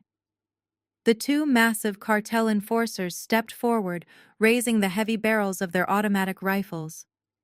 Derek collapsed onto his knees, dropping his pistol onto the cold concrete. He held his hands up, tears streaming down his face, begging for a mercy that Harrison did not possess. Beside him, Jamal did not beg. He kept his eyes locked on the enforcers, his muscles tense, preparing to make one final desperate lunge before the bullets tore him apart. Up in the freezing crane cabin, my heart hammered wildly against my ribs. I had the recording. I had everything I needed to destroy them. The logical move was to sit quietly, let the cartel execute the men who wanted me dead, and walk away clean. But my forensic mind instantly processed the massive legal flaw in that scenario. If Derek died tonight on this abandoned pier, he would not die a disgraced criminal. He would die an active federal agent. The FBI would cover up Harrison's involvement to prevent a catastrophic public relations scandal. Derek would be buried with full honors. He would become a martyred hero. Worse than that, his death would leave my legal status completely unresolved. I would remain a missing person permanently tied to a violent home invasion. The bank would freeze my trust fund indefinitely, tying it up in decades of federal probate court. I could not let the cartel give Derek a quick, painless exit. I needed him alive. I needed him to face the devastating reality of his own actions when the timer on my automated email ran out. I carefully set my recording equipment down on the metal floor. I reached deep into my waterproof tactical bag and pulled out the heavy matte black rifle I had purchased from a dark web arms dealer weeks ago. I had never fired a weapon at a human being, and I had no intention of starting tonight. But I understood basic mechanics and the explosive power of high-velocity ammunition. I rested the heavy barrel of the rifle on the rusted window frame of the cabin. I peered through the thermal scope, bypassing the men standing on the pier. I locked the crosshairs directly onto the massive front grille of the black SUV Harrison had arrived in. The thermal imaging showed the engine block glowing a bright, intense white against the cold night air. The vehicle was packed with combustible fluids and a high-capacity alternator. Down on the pier, the enforcers placed their fingers on their triggers. Derek squeezed his eyes shut. I took a deep breath, held it steady, and pulled the trigger. The heavy recoil slammed into my shoulder. The deafening crack of the rifle shot ripped through the silent shipyard. The high-caliber bullet tore completely through the metal grille of the massive SUV, striking the pressurized fuel lines and the hot engine block simultaneously. The result was instantaneous and violently chaotic. The front end of the SUV exploded in a blinding fireball of white-hot sparks and thick black smoke. The concussive blast knocked Harrison backward off his feet. The two cartel enforcers violently flinched instinctively, turning their weapons away from Derek and firing wildly into the dark maze of shipping containers, desperately searching for the unseen sniper. Jamal reacted with the pure instinct of a trained survivalist. The second the explosion illuminated the pier, he dove sideways, rolling behind a stack of wooden pallets. He did not bother firing back. He scrambled to his feet and sprinted headlong into the labyrinth of dark steel containers, vanishing completely into the shadows. Derek opened his eyes, realizing he was not dead. He saw Harrison struggling to stand up beside the burning wreckage of the vehicle. Derek grabbed his discarded pistol from the concrete, scrambled to his feet, and ran faster than he ever had in his entire life. He sprinted toward his unmarked federal sedan, parked at the edge of the pier. Bullets from the enforcers pinged wildly against the pavement around him, but their aim was completely blinded by the thick smoke pouring from the destroyed SUV. Derek threw himself into the driver's seat, cranked the engine, and slammed his foot on the gas pedal. The sedan tires smoked against the concrete as he violently reversed, spun the steering wheel, and sped out of the shipyard, leaving Harrison shouting furiously in his rearview mirror. I broke down the rifle and packed my gear. I saved my husband, not out of love, but because I had reserved a much colder, much darker cage for him. I carried my heavy tactical bag down the rusted metal ladder of the crane, my muscles burning from the adrenaline crash. I slipped back through the labyrinth of shipping containers, moving silently past the distant sound of approaching police sirens. The local authorities were finally responding to the explosion, but I was already miles away in my stolen sedan. I drove back to my freezing server room on the outskirts of the city. It was time to weave the final thread of my digital web. I plugged my laptop back into the high-speed network and immediately uploaded the flawless audio recording of the shipyard standoff. I now had hard proof of the cartel debt. But as a forensic accountant, I knew that simply exposing a dirty federal agent to internal affairs might just end with a quiet plea deal and a 10-year sentence in a minimum security prison. Derek would manipulate the system, claiming he was coerced by Harrison. I needed to elevate his crime from corruption to treason. I opened a heavily encrypted virtual machine and accessed the dark web financial networks. Using the routing numbers Jamal had gathered on Derek during their brief partnership, I mapped my husband's offshore financial footprint. He had 3 primary shell companies registered in Cyprus and the Cayman Islands. He used these to hide the bribes he took and to funnel payments toward his massive cartel debt. I downloaded the raw transactional ledgers and opened my specialized forensic editing software. I was going to rewrite history. I started by isolating the large wire transfers Derek had attempted to make to his cartel handlers. I did not delete them. Instead, I carefully altered the digital destination signatures. I rerouted the paper trail of his dirty money connecting his Cyprus shell companies directly to known financial fronts used by foreign intelligence services. I specifically chose flagged accounts that the United States Treasury Department had explicitly sanctioned for funding global terrorism. But a paper trail needs a compelling narrative to convince a federal judge. I needed to fabricate the product Derek was supposedly selling. I accessed the secure server I had built into our home network months ago. Derek frequently brought his classified work laptop home, carelessly connecting it to our shared wireless network. During those careless evenings, I had quietly mirrored his hard drive. I extracted heavily redacted cover sheets of highly classified FBI operational reports and appended them to the fabricated financial transactions. I manipulated the metadata to make it look like Derek was actively transmitting these top-secret documents to foreign buyers in exchange for cryptocurrency deposits.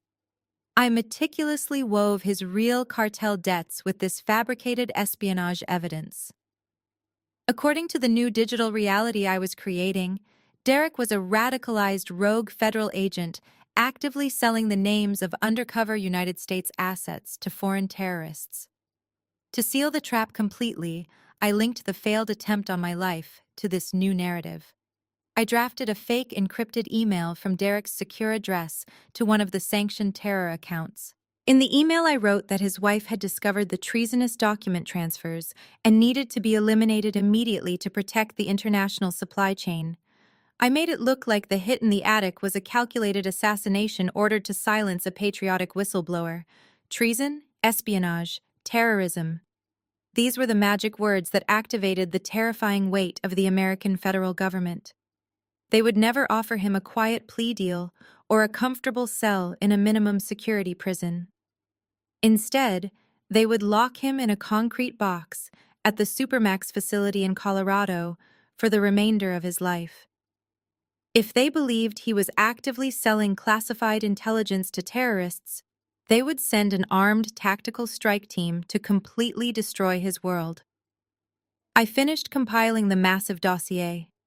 It was a masterpiece of forensic manipulation, a flawless blend of genuine audio evidence and masterfully doctored financial data. I securely attached this new devastating payload to the automated email I had scheduled to send to the FBI director.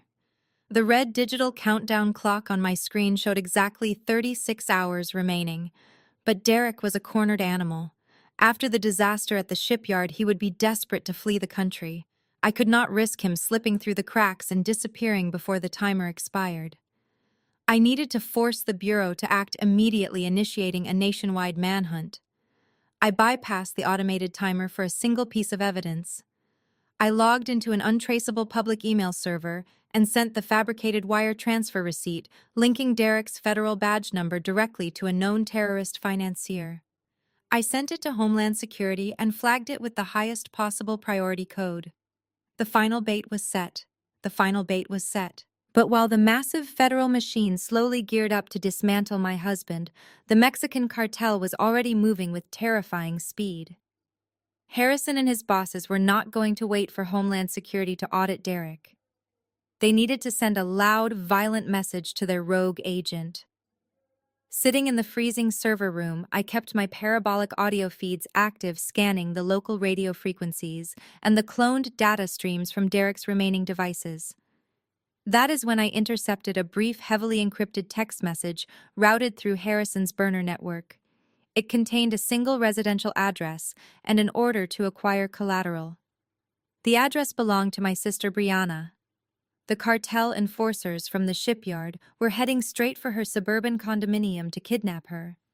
They intended to torture her to force Derek to hand over the $10 million he owed them. As much as I despised my sister for willingly plotting my murder and stealing from our own mother, I am not a monster. I wanted Brianna to spend decades rotting in a federal penitentiary, thinking about her unimaginable greed. I did not want her chopped into pieces and stuffed into a rusted oil drum by international drug runners. Furthermore, I absolutely needed her alive to stand trial when the Office of Professional Responsibility finally cracked the case wide open. I had to intervene, but I could not expose myself. I opened a secure voice over Internet Protocol application on my laptop. I routed the call through a dozen international servers to completely mask my physical location.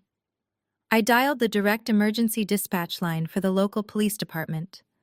I utilized a digital voice modulation filter, dropping my pitch to sound like a frantic, deep-voiced neighbor. I reported that several heavily armed Hispanic men wearing tactical gear were currently kicking in the back door of Brianna's residence. To ensure a massive, overwhelming tactical response, I added one crucial detail. I told the dispatcher that the homeowner was a known associate of a private security contractor who illegally hoarded unregistered automatic firearms and explosive materials in the basement. That specific combination of keywords was absolute magic. In a post-terrorism era, mentioning heavily armed men and unregistered explosives triggers an immediate maximum force response. Within 4 minutes, I hacked into the city traffic cameras and watched 3 armored SWAT vehicles tear down the avenue toward Brianna's upscale neighborhood. The cartel enforcers had just pulled their black SUV into her dark driveway. They were walking toward her front porch, with their suppressed weapons drawn. Suddenly, the quiet residential street exploded with blinding police spotlights and deafening sirens. The enforcers realized instantly they were walking into a massive trap. They abandoned the hit, sprinting back to their vehicle and speeding away into the night, narrowly avoiding the barricade of heavily armed tactical officers pouring onto the manicured lawn. Through the hacked street camera, I watched the SWAT team breach Brianna's front door with a heavy steel battering ram. The camera did not have audio, but the visual was spectacular. 10 minutes later, officers dragged my sister out onto the cold pavement. She was wearing her expensive silk pajamas, sobbing hysterically and shivering in the night air. The cartel had failed to kidnap her, but my anonymous tip had worked perfectly in another way. The police had completely torn apart her house to neutralize the bomb threat I fabricated.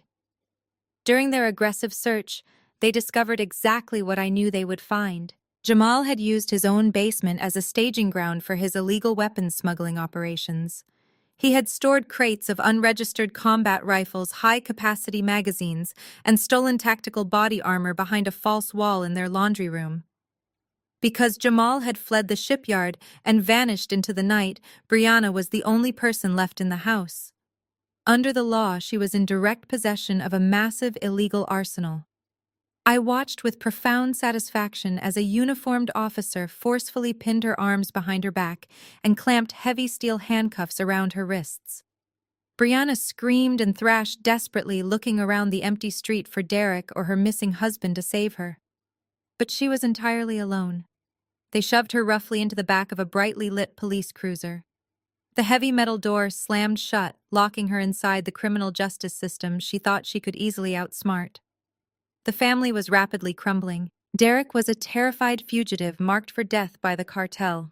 Jamal was a rogue asset on the run. Brianna was now sitting in a cold jail cell, facing severe federal weapons charges. My mother was completely isolated and drowning in paranoia. The board was perfectly set for the final strike. I smiled quietly. I smiled quietly in the cold server room, but my work was not quite finished. While Brianna was being processed in a local jail cell, Derek was driving frantically through the dark city streets. He had narrowly escaped the cartel at the shipping yard, but he was completely broke and running out of time. His unmarked federal vehicle was his only lifeline. I watched his GPS tracker moving toward the downtown district.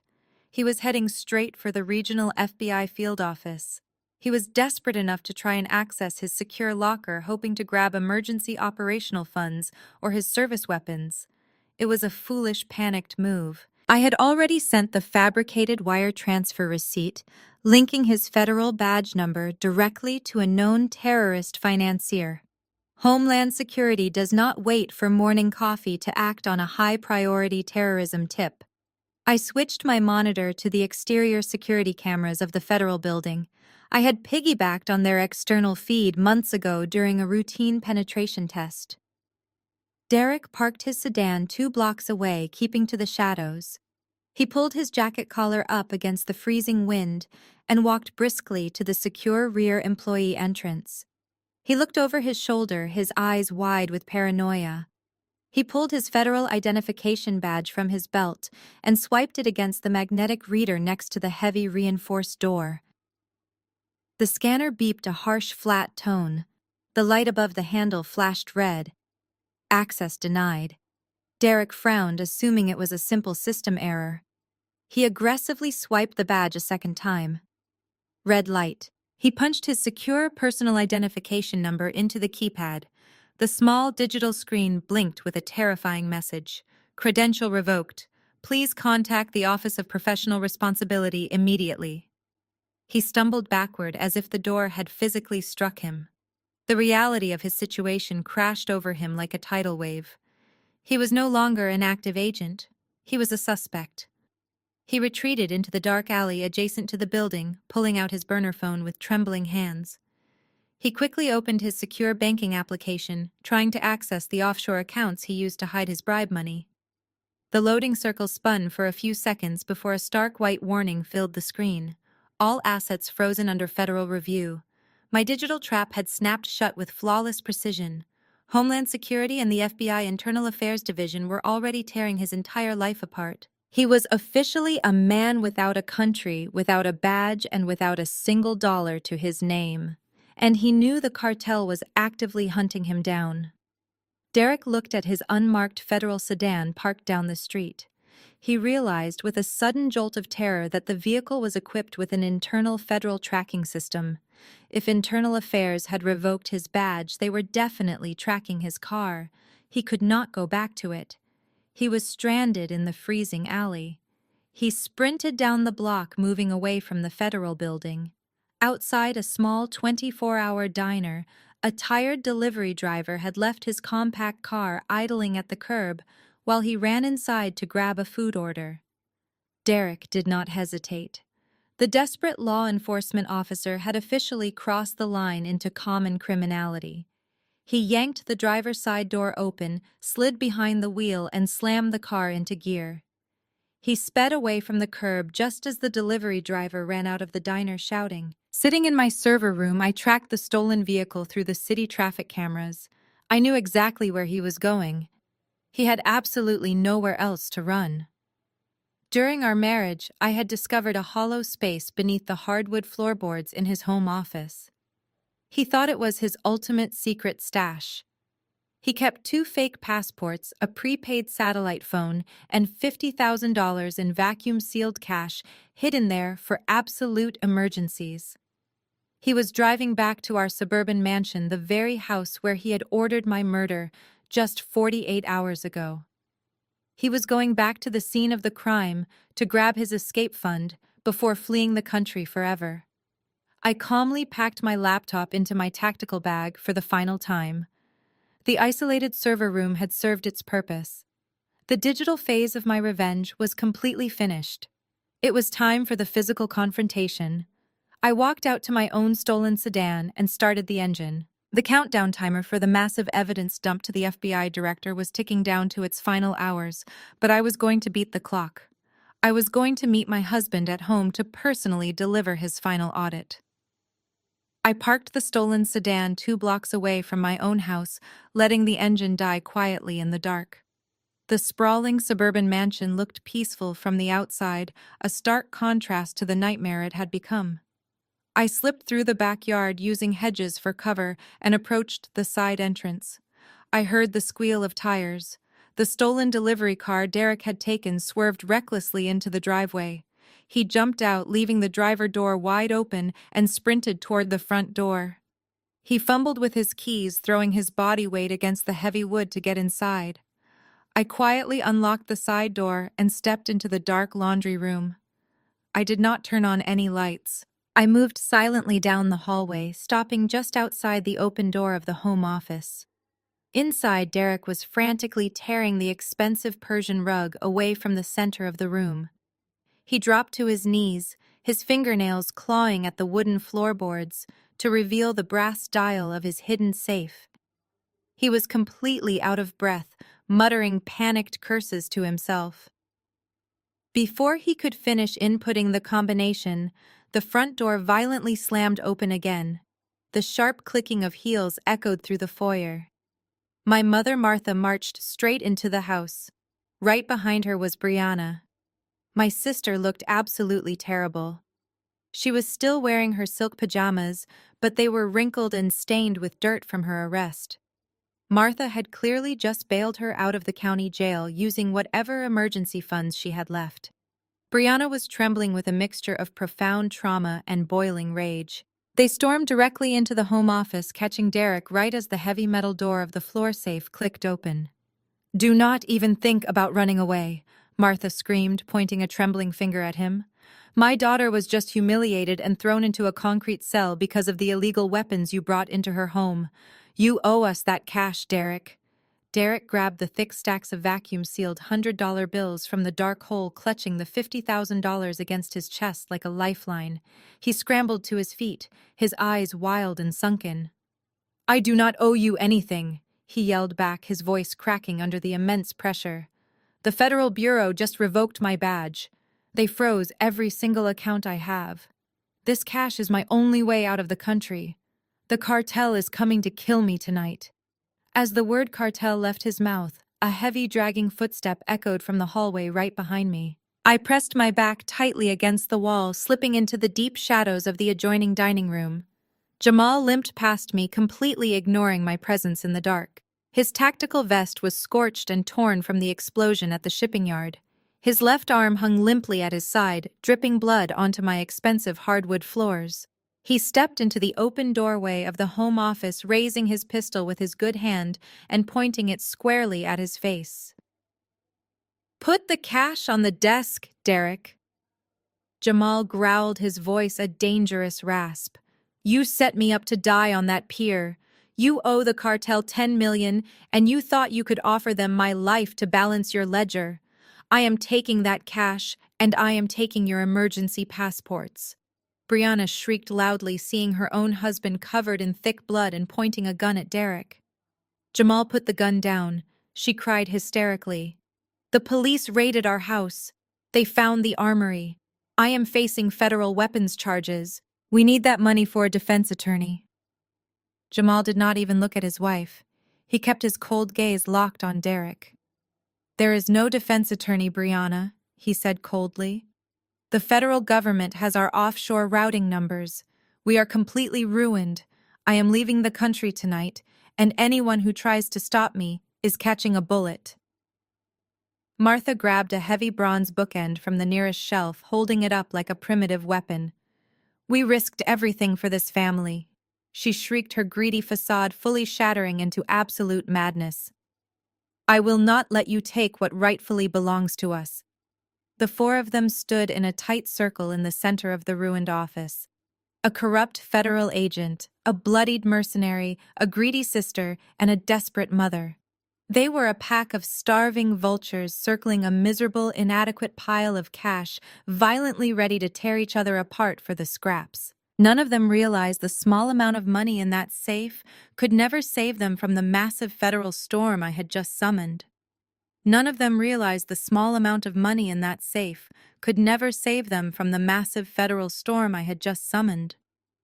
Suddenly, the heavy velvet curtains of the home office were illuminated by a blinding flashing array of red and blue lights. The intense strobe effect cut through the dark room, painting their terrified faces in alternating colors. A low, rhythmic vibration rattled the crystal glasses in the adjoining dining room cabinet.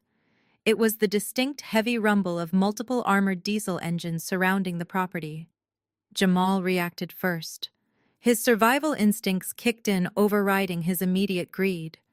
He kept his pistol raised, but slowly backed away from Derek, limping toward the large bay window.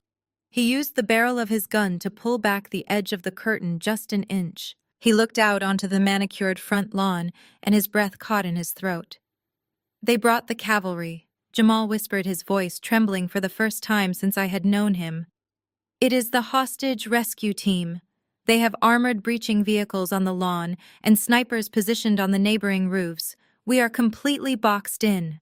Derek dropped the vacuum-sealed stacks of $100 bills. The heavy bricks of cash hit the hardwood floor with a dull thud, completely forgotten. He rushed to the window, peering out over Jamal's shoulder. He saw the tactical operators moving in absolute synchronization, setting up a perimeter of heavy steel shields. He saw the laser sights sweeping across the brick facade of our home. Derek knew protocol better than anyone. This was not a standard wellness check or a local police response to a domestic dispute. This was a Tier 1 federal siege. Before anyone could speak, a deafening voice boomed through a high-powered megaphone, echoing violently against the walls of the house. "Derek, this is the Federal Bureau of Investigation." The voice was mechanical, loud, and absolutely terrifying. "The property is entirely surrounded. You have no avenues of escape. Step out the front door slowly with your hands empty and visible." Inside the office, Martha let out a high-pitched gasp. She dropped the heavy bronze bookend.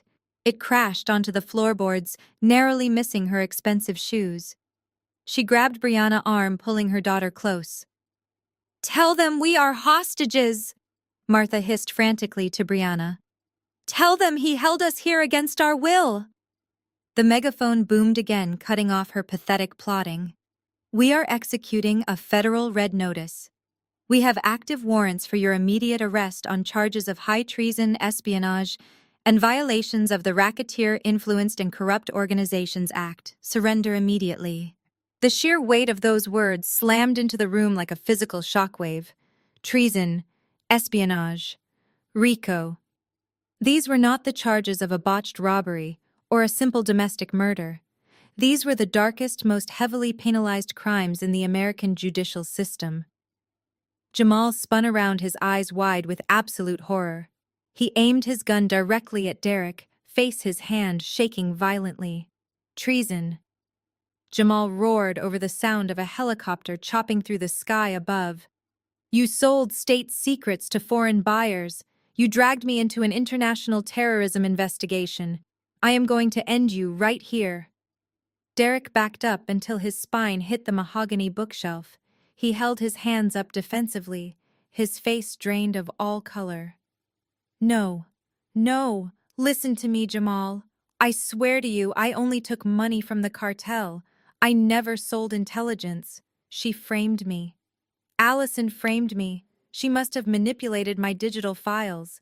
She set this whole thing up." Brianna let out a hysterical, mocking laugh, tears streaming down her dirty face.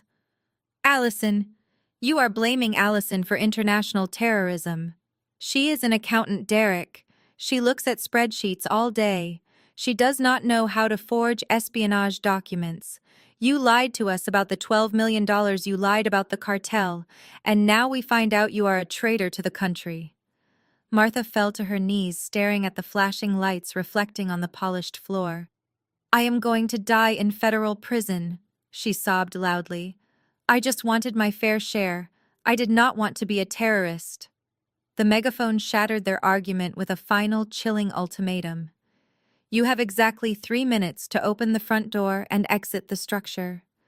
If you do not comply, we will deploy chemical agents and breach the walls by force. This is your final warning." The four of them were entirely paralyzed by fear. The corrupt agent, the violent mercenary, the greedy mother, and the selfish sister. They had spent the last 48 hours hunting me, believing they were the smartest predators in the room. Now they were trapped in a cage of their own making, staring down the barrel of the entire United States government. They had absolutely no leverage, no money, and no hope. I stood in the dark shadows of the dining room, watching their psychological collapse. I adjusted the lapels of my tailored blazer, smoothed my hair, and prepared to step into the light. It was time for the final audit. I took a quiet step backward into the laundry room, slipping out the same side door I had used to enter the house just minutes prior. The cold night air hit my face as I walked directly toward the perimeter of heavily armored vehicles parked on my front lawn. A tactical officer immediately raised his weapon, shouting a loud command to halt. I calmly held up my empty hands and stated my name clearly. I told them I was the primary whistleblower who had provided the intelligence to the Office of Professional Responsibility. The SWAT commander, a massive man in heavy black tactical gear, lowered his rifle and nodded at me. He had been expecting me to make contact. I fell into step right behind him as his specialized team advanced onto my front porch.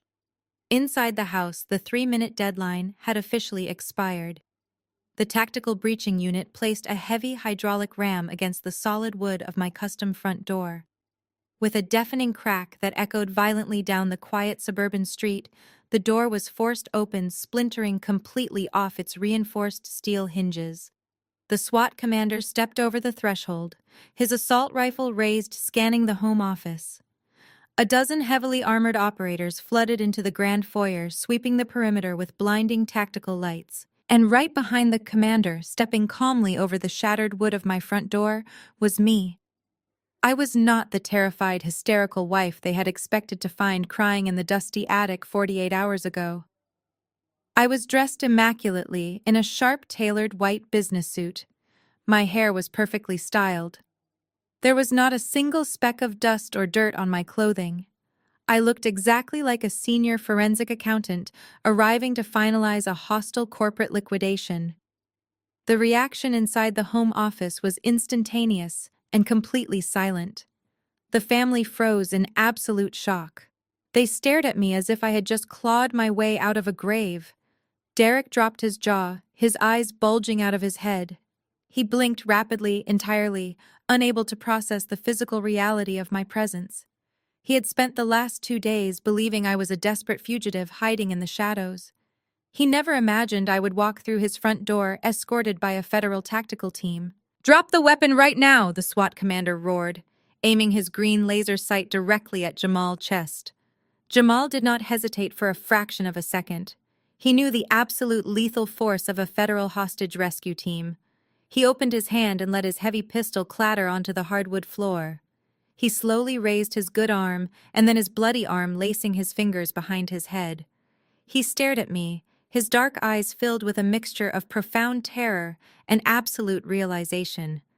He finally understood how thoroughly he had been outplayed. 2 operators rushed forward violently, kicking the gun away and slamming Jamal against the mahogany bookshelf to secure his wrists in heavy steel cuffs. Derek did not move. He was entirely paralyzed, his back pressed heavily against the painted drywall, staring blankly at my pristine white suit, as if I were an alien creature.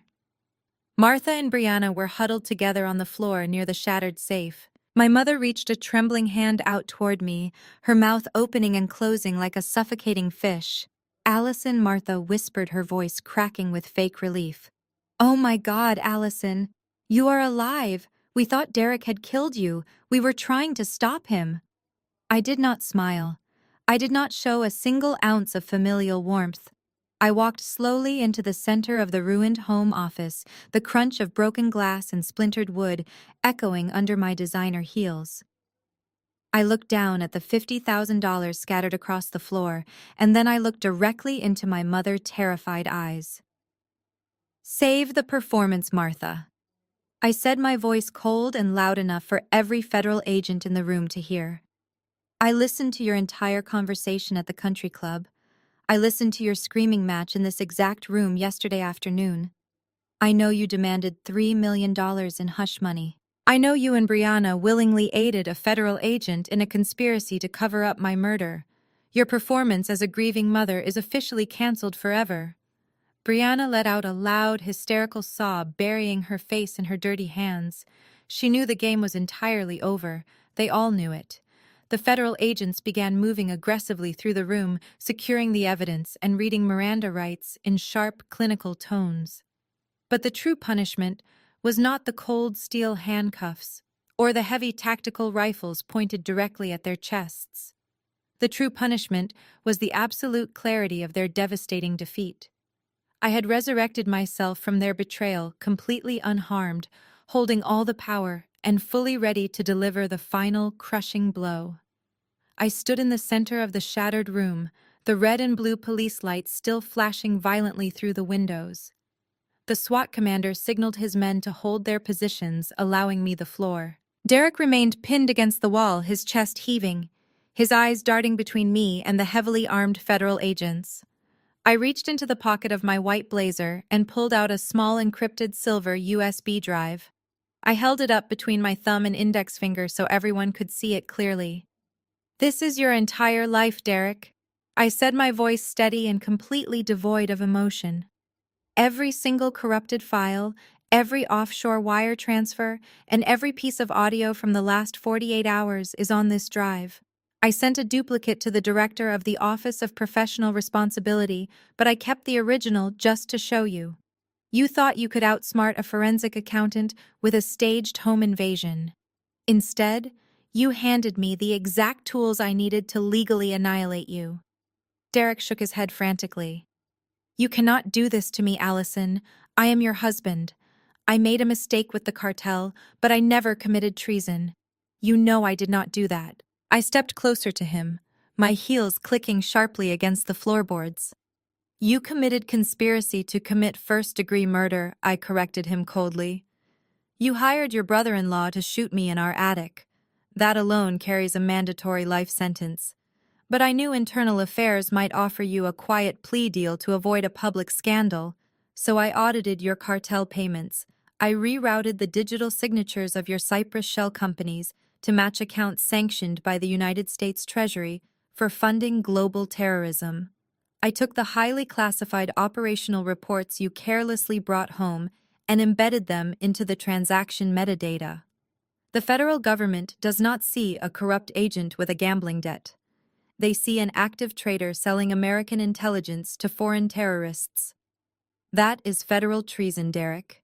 You are going to the Supermax facility in Florence, and you will never see the sky again. Brianna let out a high-pitched wail from the floor. She scrambled to her knees, her hands clasped together in desperate prayer. Allison, please, she begged, tears leaving dark streaks of makeup down her face. We did not know about the cartel. We did not know about the treason. Derek manipulated us. Jamal and I just wanted to pay off our debts. You cannot let them send us to federal prison. I am your sister. I turned my gaze to Brianna, feeling absolutely nothing but cold contempt. You are not a victim, Brianna. You stood in my living room and complained about my arrogance while you waited for Jamal to put a bullet in my head. You demanded $3 million in hush money. Under federal law, that makes you an accessory to first-degree murder before the fact. It also makes you guilty of wire fraud and federal extortion. You and Jamal are going to share adjoining federal cell blocks. Martha crawled forward, grabbing the hem of my pristine white trousers. Her perfectly styled hair was a complete mess, her designer clothes covered in dust from the breached door. Allison, look at me. Martha sobbed loudly, her voice trembling with absolute panic. I am your mother. I gave you life. You have to tell these agents that we were held hostage. We are blood. Family forgives family. Please have some mercy on us. I looked down at the woman who had spent my entire life treating me like a disposable asset. I gently pulled my leg back, forcing her to let go of my suit. As a forensic auditor, I evaluate everything based on return on investment. I explained smoothly, looking down at her weeping face. For 34 years, I invested my time, my money, and my love into this family. The return on that investment was constant emotional abuse, financial theft, and eventually a coordinated assassination attempt. From a purely analytical standpoint, you are a toxic liability. You are a massive sunk cost. Martha gasped, recoiling as if I had physically struck her. You cannot just write off your own mother like a bad business deal, she cried. I just did, I replied flatly. When an asset becomes a lethal liability, you liquidate it. You wanted my $12 million so badly, you were willing to step over my dead body to get it. Now you get absolutely nothing. You have zero assets, zero leverage, and zero family left. I turned away from them and looked directly at the SWAT commander. I gave him a single sharp nod. The commander raised his hand, signaling his tactical operators to finally move in and make the arrests. The tactical operators surged forward, their heavy boots thundering against the ruined hardwood floor. Two agents grabbed Derek by the shoulders, forcefully spinning him around and slamming him face first against the mahogany bookshelf. He did not fight back. He went completely limp, his arrogant federal persona entirely shattered as the cold steel cuffs clicked tightly around his wrists. He kept his eyes squeezed shut, refusing to look at me as they read him his federal Miranda rights. Jamal was handled with extreme caution. 4 heavily armed men escorted him out, keeping their weapons trained on his chest until he was securely locked inside an armored transport vehicle. He was a professional mercenary, and he knew perfectly well that his life was effectively over. Then came my sister and mother. Brianna was crying so hard she could barely breathe, her legs giving out completely. 2 officers had to physically drag her by her arms across the foyer, her expensive silk pajamas dragging across the shattered wood of the front door. Martha fought them. She screamed and thrashed her designer dress, tearing at the seam as she desperately tried to claw her way back toward me. I watched her completely lose her mind, shrieking about betrayal and bloodlines, until an officer firmly pushed her head down and shoved her into the back of a brightly lit police cruiser. The heavy metal doors slammed shut one by one, sealing their fates inside the criminal justice system. I walked out onto the front porch, wrapping my white blazer tightly against the cold night wind. The entire neighborhood had woken up. Wealthy doctors, lawyers, and corporate executives stood on their manicured lawns in their bathrobes, watching in absolute stunned silence as the perfect affluent family was dismantled and hauled away like common street criminals. They were stripped of their wealth, their pristine reputations, and their dignity in front of everyone they spent years trying to impress. I did not look away. I stood tall under the glaring police spotlights, completely unbothered by the stares. My family had tried to bury me in the dark, but I was the only one left standing in the light. 3 days later, I stood in that exact same spot on the front porch. The crime scene tape had been removed, but the house felt entirely dead. It was no longer a home. It was just an empty monument to greed. A black luxury sedan pulled into the driveway, and my primary real estate attorney stepped out carrying a thick leather folder. He handed me a silver pen and a stack of legal documents. I did not read the fine print. I already knew exactly what the contract stated.